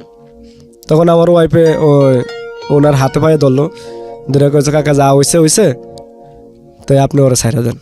হুম। তো উনি ওই সময় ছাইরেই দিল। উনি বলছে যাও তোমার জামাইরে তুমি নিয়ে যাও। হুম। পরে যাও, আমি আইসা বললাম বাসায় আসার পরে আমার বউ আমার অনেক মানে গালিগালাজ করলো, যেটা মহিলাদের করার দরকার এটা করলো আর কি। গালিগালাজ করলো, অনেক জড়াজাটি হইলো তার সাথে আমার। তখন আমি চুপচাপ রইলাম। তাই আমি একদিন কম্পিউটার ছবি দেখতেছি বউ আমি, হুম। হঠাৎ করে 1 সপ্তাহ পরেই হুম। ওই মেয়েটার মা আর মেয়েটা আসলো আমার বাসায়। হুম। আইসা মেয়েদের যে একটা মানে প্রেগনেন্ট হয়ে গেলে যে একটা চেক আপ করায় না, হুম। যে একটা কাটি থাকে মেয়েদের, ওইটা আর কি নিয়ে আসলো। আইসা বলতেছে এটা চিনো তুমি? তা আমি বলছি চিনবো না কেন, চিনি তো। পরে মেয়েটা কয়, বলছে মানে কোন মেয়ে? মেয়ের মা। মানে যে মেয়েটা আপনাকে আটকাই দিয়েছিল সেই হ্যাঁ মেয়ে? হ্যাঁ, সেই মেয়ের মা। আচ্ছা, এটা আপনাকে ছাড়ার পরের ঘটনা? হ্যাঁ, মানে- সারার 1 সপ্তাহ পরে আচ্ছা, তারপর? মেয়ের মা ওই যে মানে চেক আপ করছে, হ্যাঁ। মেয়ে প্রেগনেন্ট। তাই আর মেয়ের মা এসে বলতেছে যে তুমি কি এটা চিনো? তাই আমি বলছি চিনবো না কেন, আর কি হয়েছে বলেন। কয় আমার মেয়ে 2 মাসের প্রেগনেন্ট, এখন কি করবা তুমি? তা আমি বলছি ততদিনে তো আপনার ফ্যামিলির অবস্থা জেনে গেছে পুরোপুরি যে আপনি হ্যাঁ, আমার বিয়ে করেছেন, আপনার একটা বাচ্চা আছে। না, ওই যে বলছি না, আমার ফ্যামিলি মানে সকালে ঘুম থেকে উঠলে একজনের চিনে দেখেই। ওকে, তারপর? তখন বলতেছে যে এখন তুমি কি করবা? তা আমি বলছি ঠিক আছে, আপনি মেয়ে যেহেতু প্রেগনেন্ট হয়েছে তো আপনার মেয়ে আমার দিয়া দেন, আমি বিয়ে করবো। তা আমার ওয়াইফও বলতেছে যে ঠিক আছে খালা, যাওয়ার তো হয়েছেই, তো যেহেতু আপনার মেয়ে আমার সামান্য লোকের প্রেম করছেই, তাহলে আপনার মেয়েরে ওর কাছে বিয়া দিয়া দেন। আপনি এতটা সহজে আপনার স্ত্রীটা মেনে নিল? আর ঘটনাটা কি সত্য ছিল কিনা, মানে আপনার দিক থেকে ঘটনাটা সত্য ছিল কিনা? আমার দিক থেকে ঘটনা সত্য ছিল। সত্য ছিল, ওকে। জি। তখন আমিও আমার ওয়াইফের সামনে অস্বীকার করতে পারিনি যে জিনিসটা তো হয়েছেই। তো আপনার ওয়াইফ বিনা বাক্য ব্যয় বিষয়টা বললো যে ঠিক হ্যাঁ, আছে, ওর সাথে বিয়ে বিনা দেন। বাক্যে সেও বললো যে ঠিক আছে খালা, আপনি মেয়েরে আমার ওর কাছে বিয়া দেন, হুম। সমস্যা নেই, আমার কোনো কিছু হবো না। হুম। তো যাও, ওই মহিলা বলতেছে না আমি তোমার লাইফটা নষ্ট করতে পারবো না। হুম। তো যাও, এখন আমি চিন্তা করলাম যে এখন কি করা যায়। পরে মহিলা কইলো যে তুমি আমার সাথে চলো, মেডিকেল যাইবা, অ্যাবর্শন করামো। হুম। তা আমার ওয়াইফ বলতেছে যে না, আমার জামাইয়ের আমি যাইতে দেবো না, আপনি মেয়েরে আমার কাছে দিয়া যান, আমি চিকিৎসা করাম। হুম। তো উনি মানে আমাদের কাছে দিব না, ওনার সাথে আমার যাইতে হইব। কি বলছে এটা? মানে মেয়ের মা বলতেছে আমি ওনাদের সাথে যাইতাম, হুম। আর আমার ওয়াইফ বলতেছে না, আপনি মেয়ে আমার কাছে দিয়া যান, আমি ডাক্তারের কাছে নিয়ে চিকিৎসা করামো, যত টাকা লাগে আমি খরচ করবো। হুম। তো যাও, উনিও এইভাবে রাজি ছিল না, রাজি হয়নি। হুম। তো উনি এলাকার মেম্বার মানে মুরব্বি ডাকাইছে। ডাকানোর পরে, কারণ ওই জায়গায় আমি ভাড়া থাকতাম, আমার তো আর স্থানীয় না, হুম। তো ওনারা সব ওনাদের পক্ষেই। তো এই কিছু কিছু লোক বলতেছে যে এরা তো এক ব্যবসায়ী, এটা হুম। মানুষ ফাঁসায় দিব, দিয়ে এরকম জরিমানা লয়। আবার কেউ কেউ বলতেছে যে এখন করছো দেও, কি কয়। তো এই মেম্বারে আমার বললো যে মেয়ের বিয়ে দিতে মিনিমাম 2-3 লাখ টাকা লাগবো, হুম। কারণ এলাকাতে তো বিয়ে হইবই না। তাহলে তুমি বেশি না, মেয়ের চিকিৎসা বাবদ 50,000 টাকা দিবা। মানে আমার 50,000 টাকা জরিমানা করলো ওইখানে। ওকে। এখন 50,000 টাকা দেওয়ার মতো কোনো ক্ষমতা আমার নেই। মানে ঘুরে ফিরে সব টাকার কাছে চলে আসতেছে। হ্যাঁ, ঘুরে ফিরে খালি টাকার কাছে। আর আমি বলতেছি যে আপনি মেয়ের সামনে দাঁড় করান, মেয়ে আমার সাথে ভালোবাসার সম্পর্ক করছে, আমিও মেয়েরে ভালোবাসি, এখন যদি মেয়ে বিয়ে বসতে চায় তাহলে আমি তো মেয়ের বিয়ে করবো, যেহেতু আমার ওয়াইফ এটা রাজি, হুম। মেনে নিতেছে। এখন মেয়ের মা বলতেছে না, আমি মেয়ে বিয়ে দেবো না। তাই যাও, এলাকার মেম্বার চেয়ারম্যান বলতেছে যে তোমার কাছে মায়া বিয়ে দেওয়া যাবে না, তোমার সংসার আছে, তোমার ছেলে আছে, ওদের ভবিষ্যৎ নষ্ট হয়ে যাবে গা। হুম। তা আমিও চিন্তা করলাম তা তো ঠিক আছে। তো এখন 50,000 টাকা দেওয়ার মতো কোনো ক্ষমতা আমার নেই। এখন ওরা আমার টাইম দিল 24 ঘন্টা, 24 ঘন্টা ভিতরে 50,000 টাকা দিতে হবে। এখন আমার ঘর থেকেও বেরোতে যায় না। তা আমার ঘরে হয়তো বা কম্পিউটার ছিল একটা, আর মানে জিনিসপত্র ছিল টুকিটাকি বিক্রি করলে কত 1050 বেতন যাইব। তো এগুলি বিক্রি করতে একটু সময়ের প্রয়োজন আছে, সবাই তো আর সাথে সাথে কিনে নেয় না। তখন আমার বউ আমার সমন্দির বউর কাছে ফোন দিল ঢাকায়।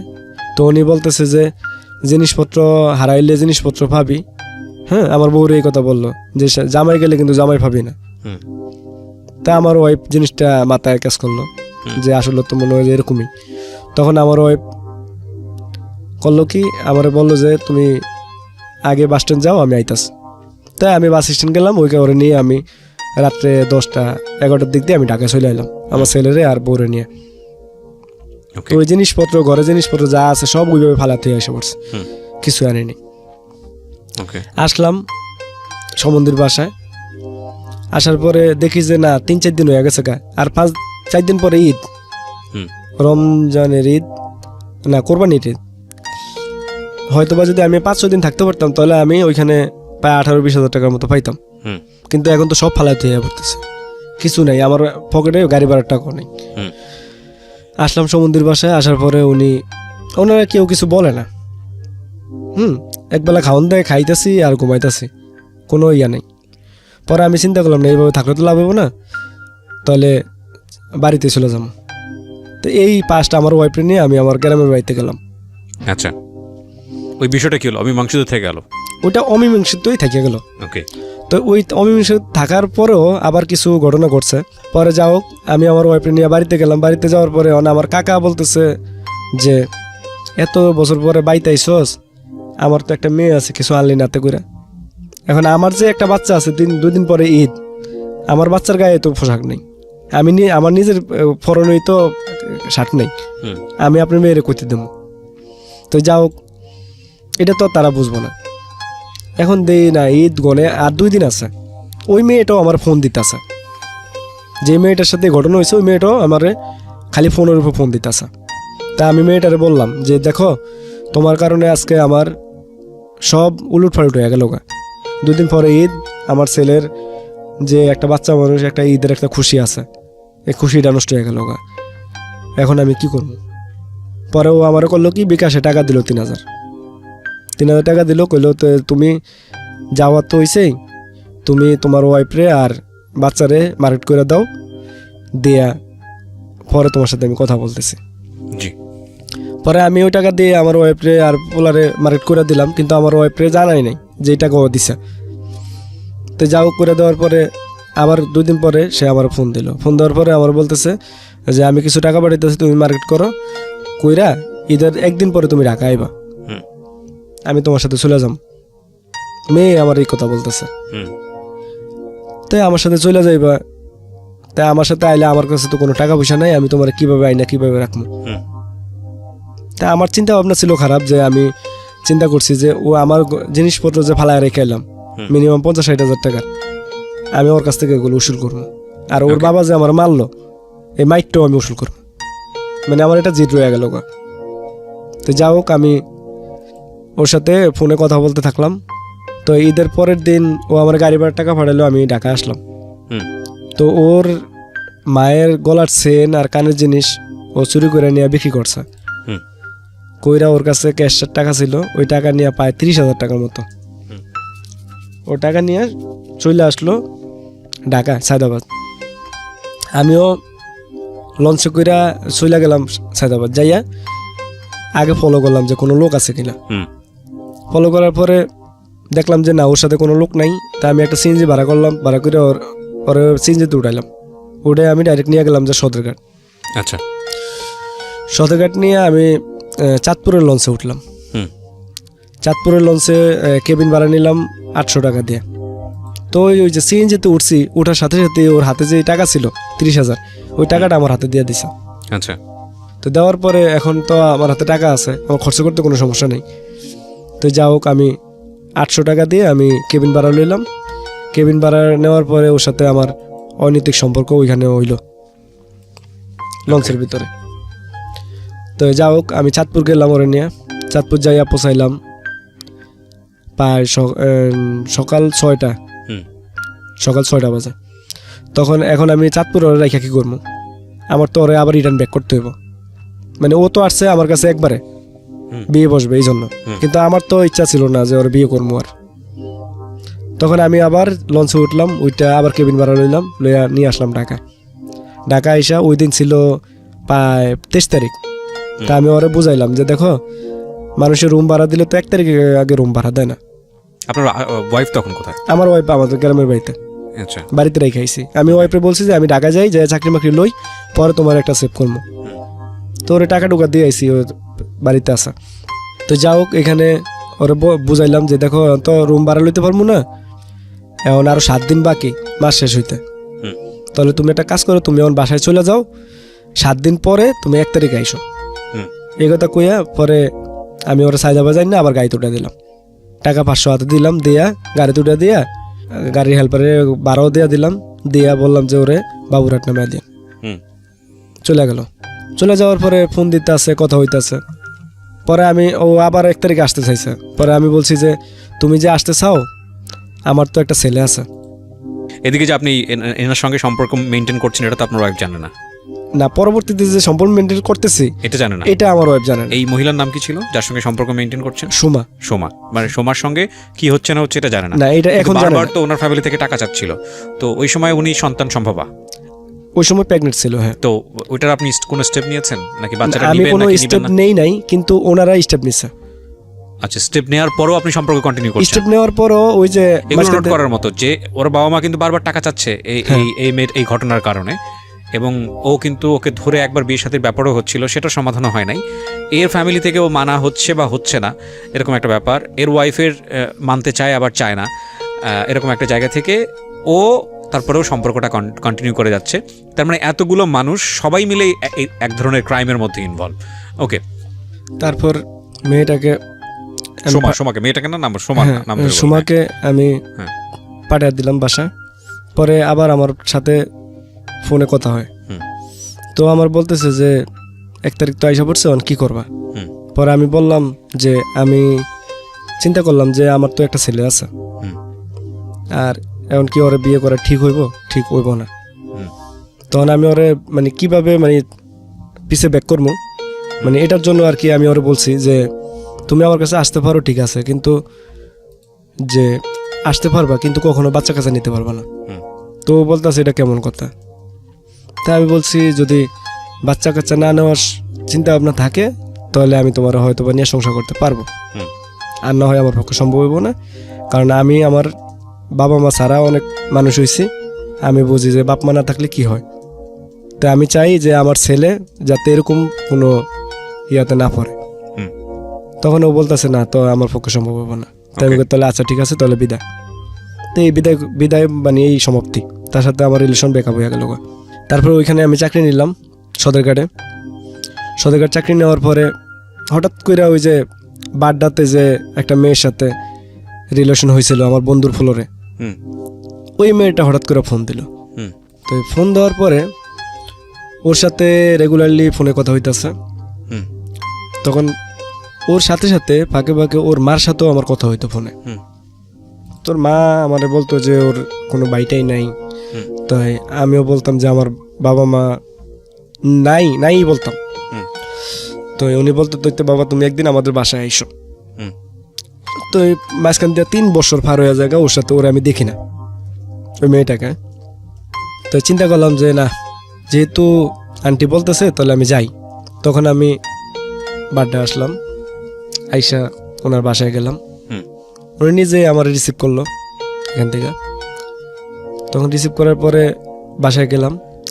তো বাসায় যাওয়ার পরে শুনতেছি যে মানে যে মেয়েটার সাথে আমি কথা বলতাম রেগুলারলি, আরেকটা মেয়েও ছিল, মানে বাসায় প্লাস অ্যাডাল্টারি এই ধরনের একটা সম্পর্ক, তার পাশাপাশি আরেকটা মেয়ের সঙ্গে কথাও বলতেন? না, তাহলে ওই মেয়েটাই সময় না, সোমা তো ব্রেকআপ হয়ে গেল।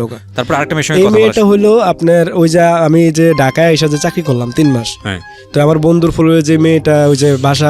একটা জিনিস আমাকে একটু বলেন তো, মানে আমি ধরনের প্রশ্নটা করাটা অনেক বেশি উইয়ার্ড হয়ে যায়, তারপরেও বিষয়টা মানে আপনি চাকরি করছেন ছোটোখাটো বিভিন্ন রকমের এমব্রয়ডারি প্রতিষ্ঠানে বা ছোটোখাটো গার্মেন্টসে, এই জায়গাগুলোতে কি ছেলে মেয়েদের সম্পর্ক আপনার জায়গাটা থেকে যেরকম একের পর এক আপনি বিভিন্ন রকমের সম্পর্কে জড়িয়ে যাচ্ছেন এবং সেটা শেষ পর্যন্ত অনৈতিক সম্পর্কে দিকে যাচ্ছে, এটা কি অনেক ইজি? মানে অ্যাক্সেস করাটা কি খুব ইজি? ইজি না, হয়তোবা কিছুদিন সম্পর্ক রিলেশন করার পরে হয়তোবা এটা হয়। মানে আপনার জায়গা থেকে বিষয়টা কেমন ছিল? আপনি খুব এরকম যে কাউকে খুঁজে বের করতে হয়েছে এরকম আমার কোনো কাছ কিছু? থেকে এটা ইজি, আপনার কাছ থেকে অনেক ইজি মনে হয়েছে? হ্যাঁ আমার কাছ থেকে এটা ইজি ছিল। আচ্ছা, তারপর? মানে এটা আমার পক্ষ থেকে না, মেয়েদের পক্ষ থেকে বেশি আসতো। আচ্ছা, তো কথা বলতেন মেয়েটার সঙ্গে? হ্যাঁ মেয়েটার সাথে ওই যে ফোনে কথা বলতাম, ওই যে 3 মাস 6 মাস পরে ফোন দিত, 2 মিনিট কথা বলতাম, এতটুকুই। তাই এইভাবেই 3 বছর পার হয়ে যায়। এই 3 বছরের ভিতরে তো এত ঘটনা ঘটলো। আচ্ছা, তখন ওর মার সাথে আমার কথা হইতো, তো ওর মা আমারে ডাকলো যে তুমি আমার বাসায় আসো। পরে আমি ওর বাসায় গেলাম। যাওয়ার পরে ওর মা আমারে হঠাৎ করে বলতেছে যে বাবা তুমি তো আইসো, তো তুমি, মেয়েটার নাম আমি বলতে চাইতেছি না, বললে হয়তো বা ঠিক আছে, প্রয়োজন নাই, হ্যাঁ বলেন। তো আমার বলতেছে যে তুমি আসছো, তো এখান দিয়ে কিছু একটা ঘটনা হয়ে গেছে। তাই আমি কি ঘটনা আন্টি? পরে আমার বললো যে ও তো একটা ছেলের সাথে মাত্র 1 সপ্তাহ ধরে রিলেশন হয়েছে। ওর মা এটা বলতেছে? হ্যাঁ ওর মা জানতো না যে আপনি, আচ্ছা, ওর সঙ্গে আপনি কথা বলতেন মানে নরমালি কথা বলতেন? নরমালি কথা বলতাম, ওই যে 3 মাস পরে একদিন 2-4-5 মিনিট, এতটুকুই। আচ্ছা, তো উনি আমাকে চিনতো? হ্যাঁ, ওর মা আমার দেখে নাই কখনো, কিন্তু এমনি ফোনে কথা বলতাম। তাই আমার বলতেছে যে ওরে অনেকদিন ধরে কথা বলতেছো, তাই এখন আমি তোমার কাছে একটা কথা বলি, এই যে আমার মেয়ে তো একটা ছেলের সাথে সম্পর্ক হয়েছে, তেমন ছেলেটারে আমি খবর পাঠাইছিলাম। পরে ছেলেটা বাসায় আসছিল, ছেলেটার আমার পছন্দ হয় নাই। এখন বাবা তোমার আমার পছন্দ হয়েছে, তোমার সব কিছু ভালো লাগছে আমারতে, এখন দেখো তুমি ওরে কইয়া বুঝে দেখো। দেন ও আমার প্রতি একটু আমি রাগ, কেন আমি বাসায় আসলাম। তা আমার বলতেছে আপনি কেন আমাদের বাসায় আসছেন? আমি কি বলছি আপনার, মানে আমার রাগারাগি করে বলতেছে।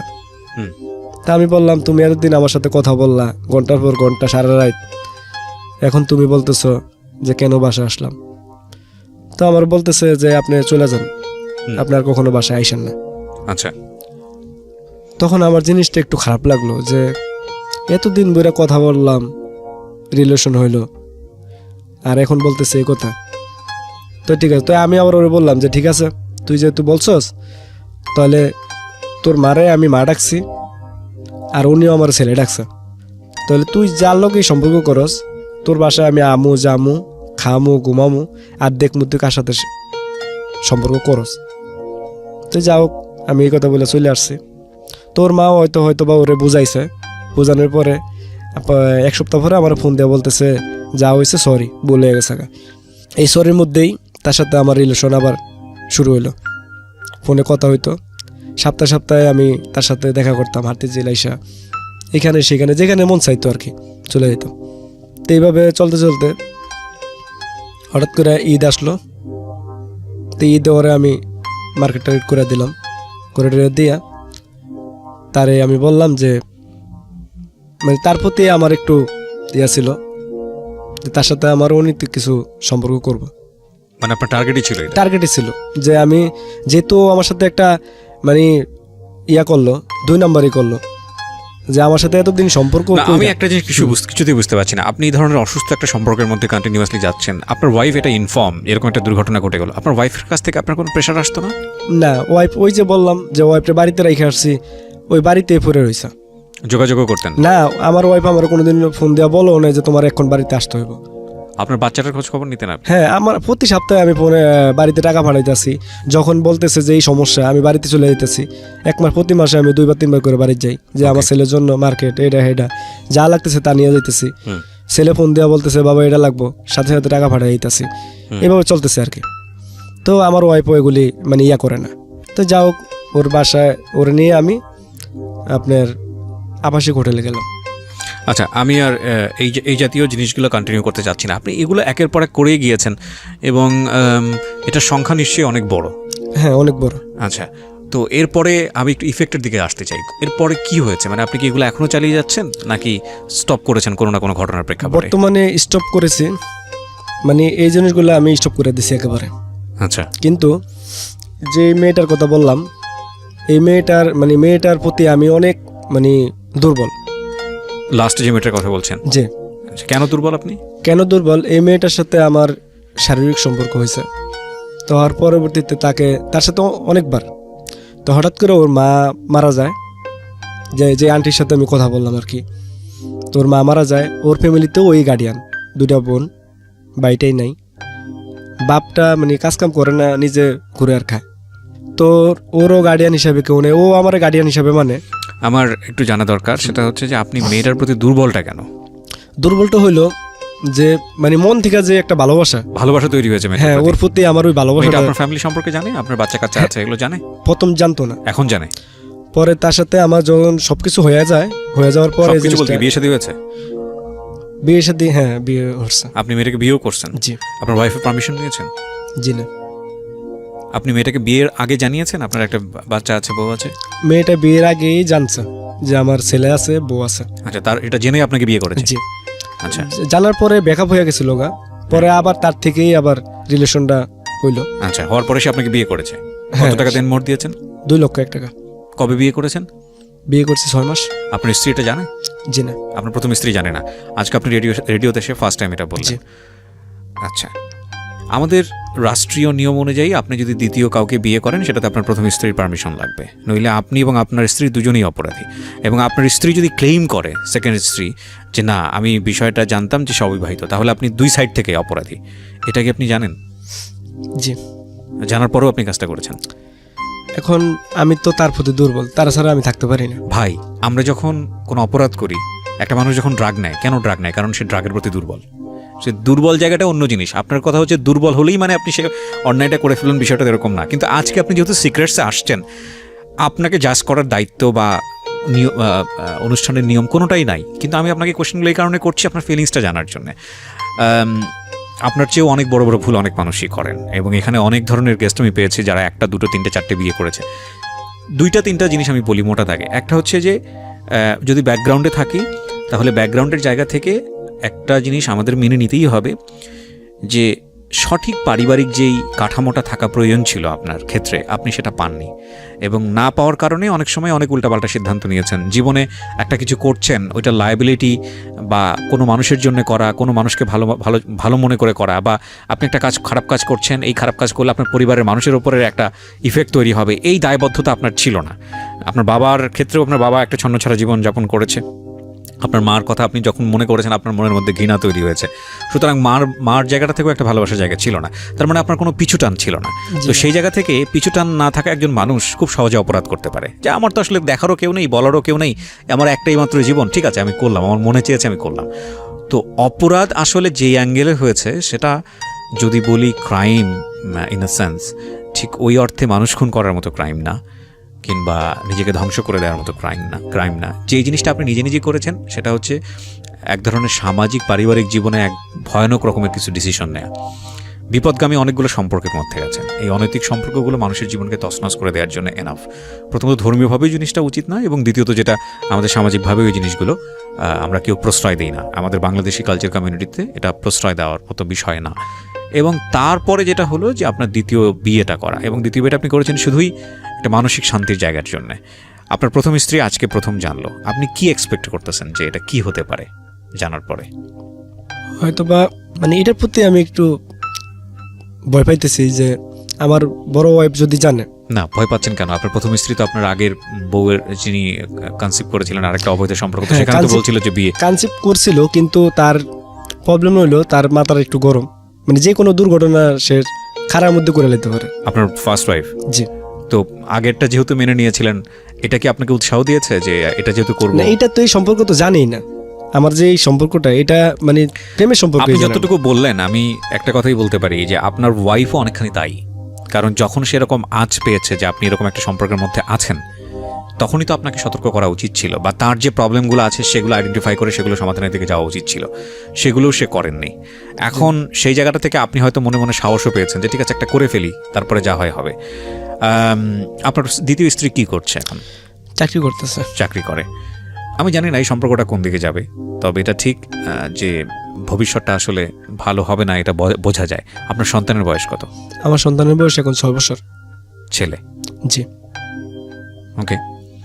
তো আপনি আজকে সিক্রেটসে এই কথাগুলো কেন বলতে আসলেন?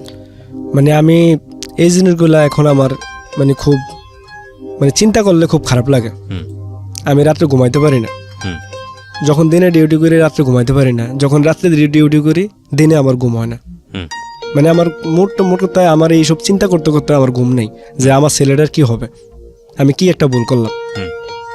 মানে এই জিনিসটা চিন্তা করতে করতে আমি দিন রাত পার করে লাইতেছি। আচ্ছা, আবার এটাও চিন্তা করি যে মেয়েটাকে যে আমি বিয়ে করলাম, এই মেয়েটাকে আমি কি দেব, তার কি একটা ভবিষ্যৎ নষ্ট করলাম। মানে এগুলি চিন্তা করতে করতে আমার মানে এক কথায় আমি একবার অসুস্থ হয়ে পড়ছিলাম। মানে এখন আর যখন আমার ছেলেটার কথা চিন্তা করি যে আমি বাড়িতে গেলে যখন আমি চলে আসবো, ব্যাগটা কাঁধে নিয়ে যখন আমি ফিরে আসতে নেই, তখন আমার বাচ্চা আমার পিছন থেকে দৌড় দিয়ে এসে বাবা করে জড়ে ধরে। আচ্ছা, যখন জানবে যে আমার বাবা একটা বিয়ে করছে, তখন তো আর এই কাজটা করবে না। রাইট, তখন কিনা করবে আমার মতোই। রাইট। মানে এই চিন্তা এখন আমার মাথায় ঢুকছে। সন্তান খুব ইম্পর্টেন্ট একটা জিনিস প্রত্যেকটা বাবা মার জীবনেই, এবং সেই জায়গাটা থেকে আমার মনে হয় সন্তানের বিষয়টাকে মাথায় রেখে জীবনে অনেক স্যাক্রিফাইস করা উচিত, এবং আল্লাহ হয়তো সেই শক্তিটা আমাদের মধ্যে দিয়েও দেন যে না, জীবনে যা করেছি, সন্তান যেহেতু হয়েছে সুতরাং এখন চেঞ্জ হতে হবে। এবং আমি এরকম অনেক বন্ধুবান্ধব দেখেছি, অনেক মানুষ দেখেছি যারা সন্তান হওয়ার পরে মারাত্মক রকমভাবে টান নেয়, এবং এই জন্যে আমাদের সমাজে দেখা যায় এই কথাটা প্রচলিত আছে, অনেকেভাবে ট্রাইও করেন যে দেখবেন যে একটা সংসার টিকছে না, অনেকে মুরব্বীজন যারা আছেন তারা পরামর্শ দেন একটা বাচ্চা কাচ্চা নিয়ে যাও, ঠিক হয়ে যাবে। অনেক ক্ষেত্রেই সেটা যুক্তিযুক্ত না, অনেক ক্ষেত্রেই সেটা সায়েন্টিফিক না, কিন্তু সন্তান আসলে বাবা মায়ের মধ্যে পরিবর্তন আসে ওই সন্তানের জন্যে, এটা মারাত্মক রকমভাবে সত্যি। তো ঠিক আছে, যেহেতু আমি একটা জিনিস বুঝি যে রিয়ালাইজেশন খুব ইম্পর্টেন্ট প্রত্যেকটা মানুষের জীবনে, কজ আপনার বয়স এখন 29, আপনি শুরুতেই যেটা বলছিলেন, বাকি 29 বছর যদি আল্লাহ আপনাকে বাঁচায়, তাহলে এই 29 বছরের জীবনে যে আপনাকে দিয়ে ভালো কাজ হবে না, এটার নিশ্চয়তা নাই। সুতরাং সেই জায়গাটা থেকে আমি মনে করি যে আপনি যেহেতু উপলব্ধি করতে পেরেছেন, সেটা একটা মারাত্মক রকমের পজিটিভ দিক। যে কোনো মানুষই ভুল করে উপলব্ধি করলে ওই মানুষের দ্বারা ভালো কিছু করা সম্ভব। আমার মনে হয় আপনার সন্তানের দিকে ফোকাস করেই আপনার বেটার লাইফ লিড করা উচিত, এটা একটা বিষয়। আর এই যে দুটো ঘটনা আপনি ঘটিয়েছেন, প্রপার রাইট মানে হক যেটাকে বলে, স্ত্রীর হক, সন্তানের হক, এটা কিন্তু বাবার দায়িত্ব। সেই জিনিসটা যেন কোনোভাবেই কারো দিকে থেকে কোনো প্রকার কম না হয়, এটা আপনার খেয়াল রাখাটা উচিত। আর লিগেলি যদি তারা দাবি করে বসেন অন্যায়ের জায়গাটা থেকে, সেক্ষেত্রে আপনি ফেঁসে যাবেন, এটাও আমি বলেছি আপনাকে। আর আজকের এই অনুষ্ঠানটি প্রচারের মূল উদ্দেশ্য হচ্ছে, প্রিয় শ্রোতা, যে কোনো বিপদগামী সম্পর্কে আমাদের একটা সিদ্ধান্তের দিকে নিয়ে যায়, এবং সেই সিদ্ধান্ত জীবনে ভয়াবহভাবে আসে।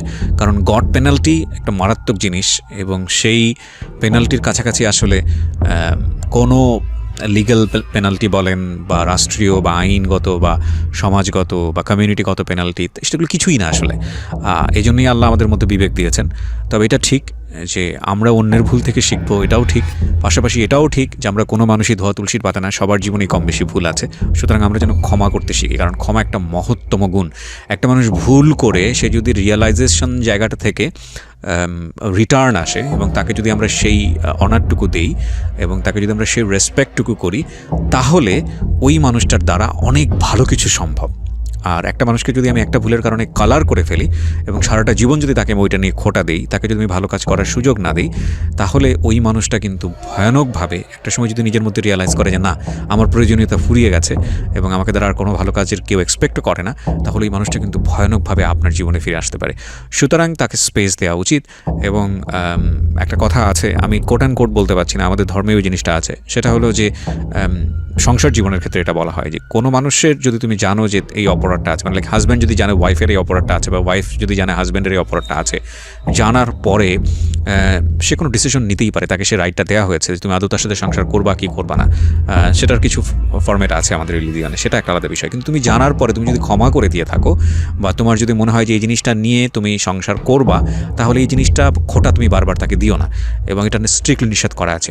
তো সেই জায়গাটা থেকেও আমি মনে করি যে আজকে আপনার ওয়াইফ যদি শুনে থাকে, ফার্স্ট ওয়াইফ, সে যদি সংসার করেই আপনার সঙ্গে, তাহলে আপনাকে এটা মেনে নিয়ে ক্ষমা করেই সংসারটা করতে হবে, এবং সেটা তার জন্যই ভালো। আর যদি না মানতে চায়, তাহলে সেক্ষেত্রে সে সিদ্ধান্ত নিতে পারে, লিগেলি যে সিদ্ধান্ত নেওয়া। তো ভালো থাকুন আপনারা সবাই। আমরা আবারও বলছি, প্রতিটা মানুষই সম্ভাবনাময়। কোনো মানুষকেই তার অপরাধের জন্যে, ভুলের জন্যে যদি সে উপলব্ধি করে নিজের জায়গাটিতে, আর উপলব্ধি করা মানে এরকম না যে আপনার কাছে এসে ক্ষমা চাইতে হবে, উপলব্ধি করা মানেই এরকম না, কারণ অনেক চোর বাটপার আছে নিজেকে পরিত্রাণ পাওয়ার জন্য ক্ষমা চায়, কিন্তু আসলে অন্তর থেকে ক্ষমা না, বরং তার অ্যাটিটিউডটা আপনি ফলো করুন। যে একটা মানুষ অপরাধ করেছে, তার অপরাধের পরবর্তী কার্যক্রমগুলো ফলো করুন, যে না, যে সেই কাজের মধ্যে সে কি আর অপরাধের দিকে যাচ্ছে কিনা, বা সে ভালো কাজ করছে কিনা। যদি ওই অ্যাটিটিউডটা দেখেন যে না, তার মধ্যে ওই জিনিসটা আছে, তাহলে তাকে ভালো কাজ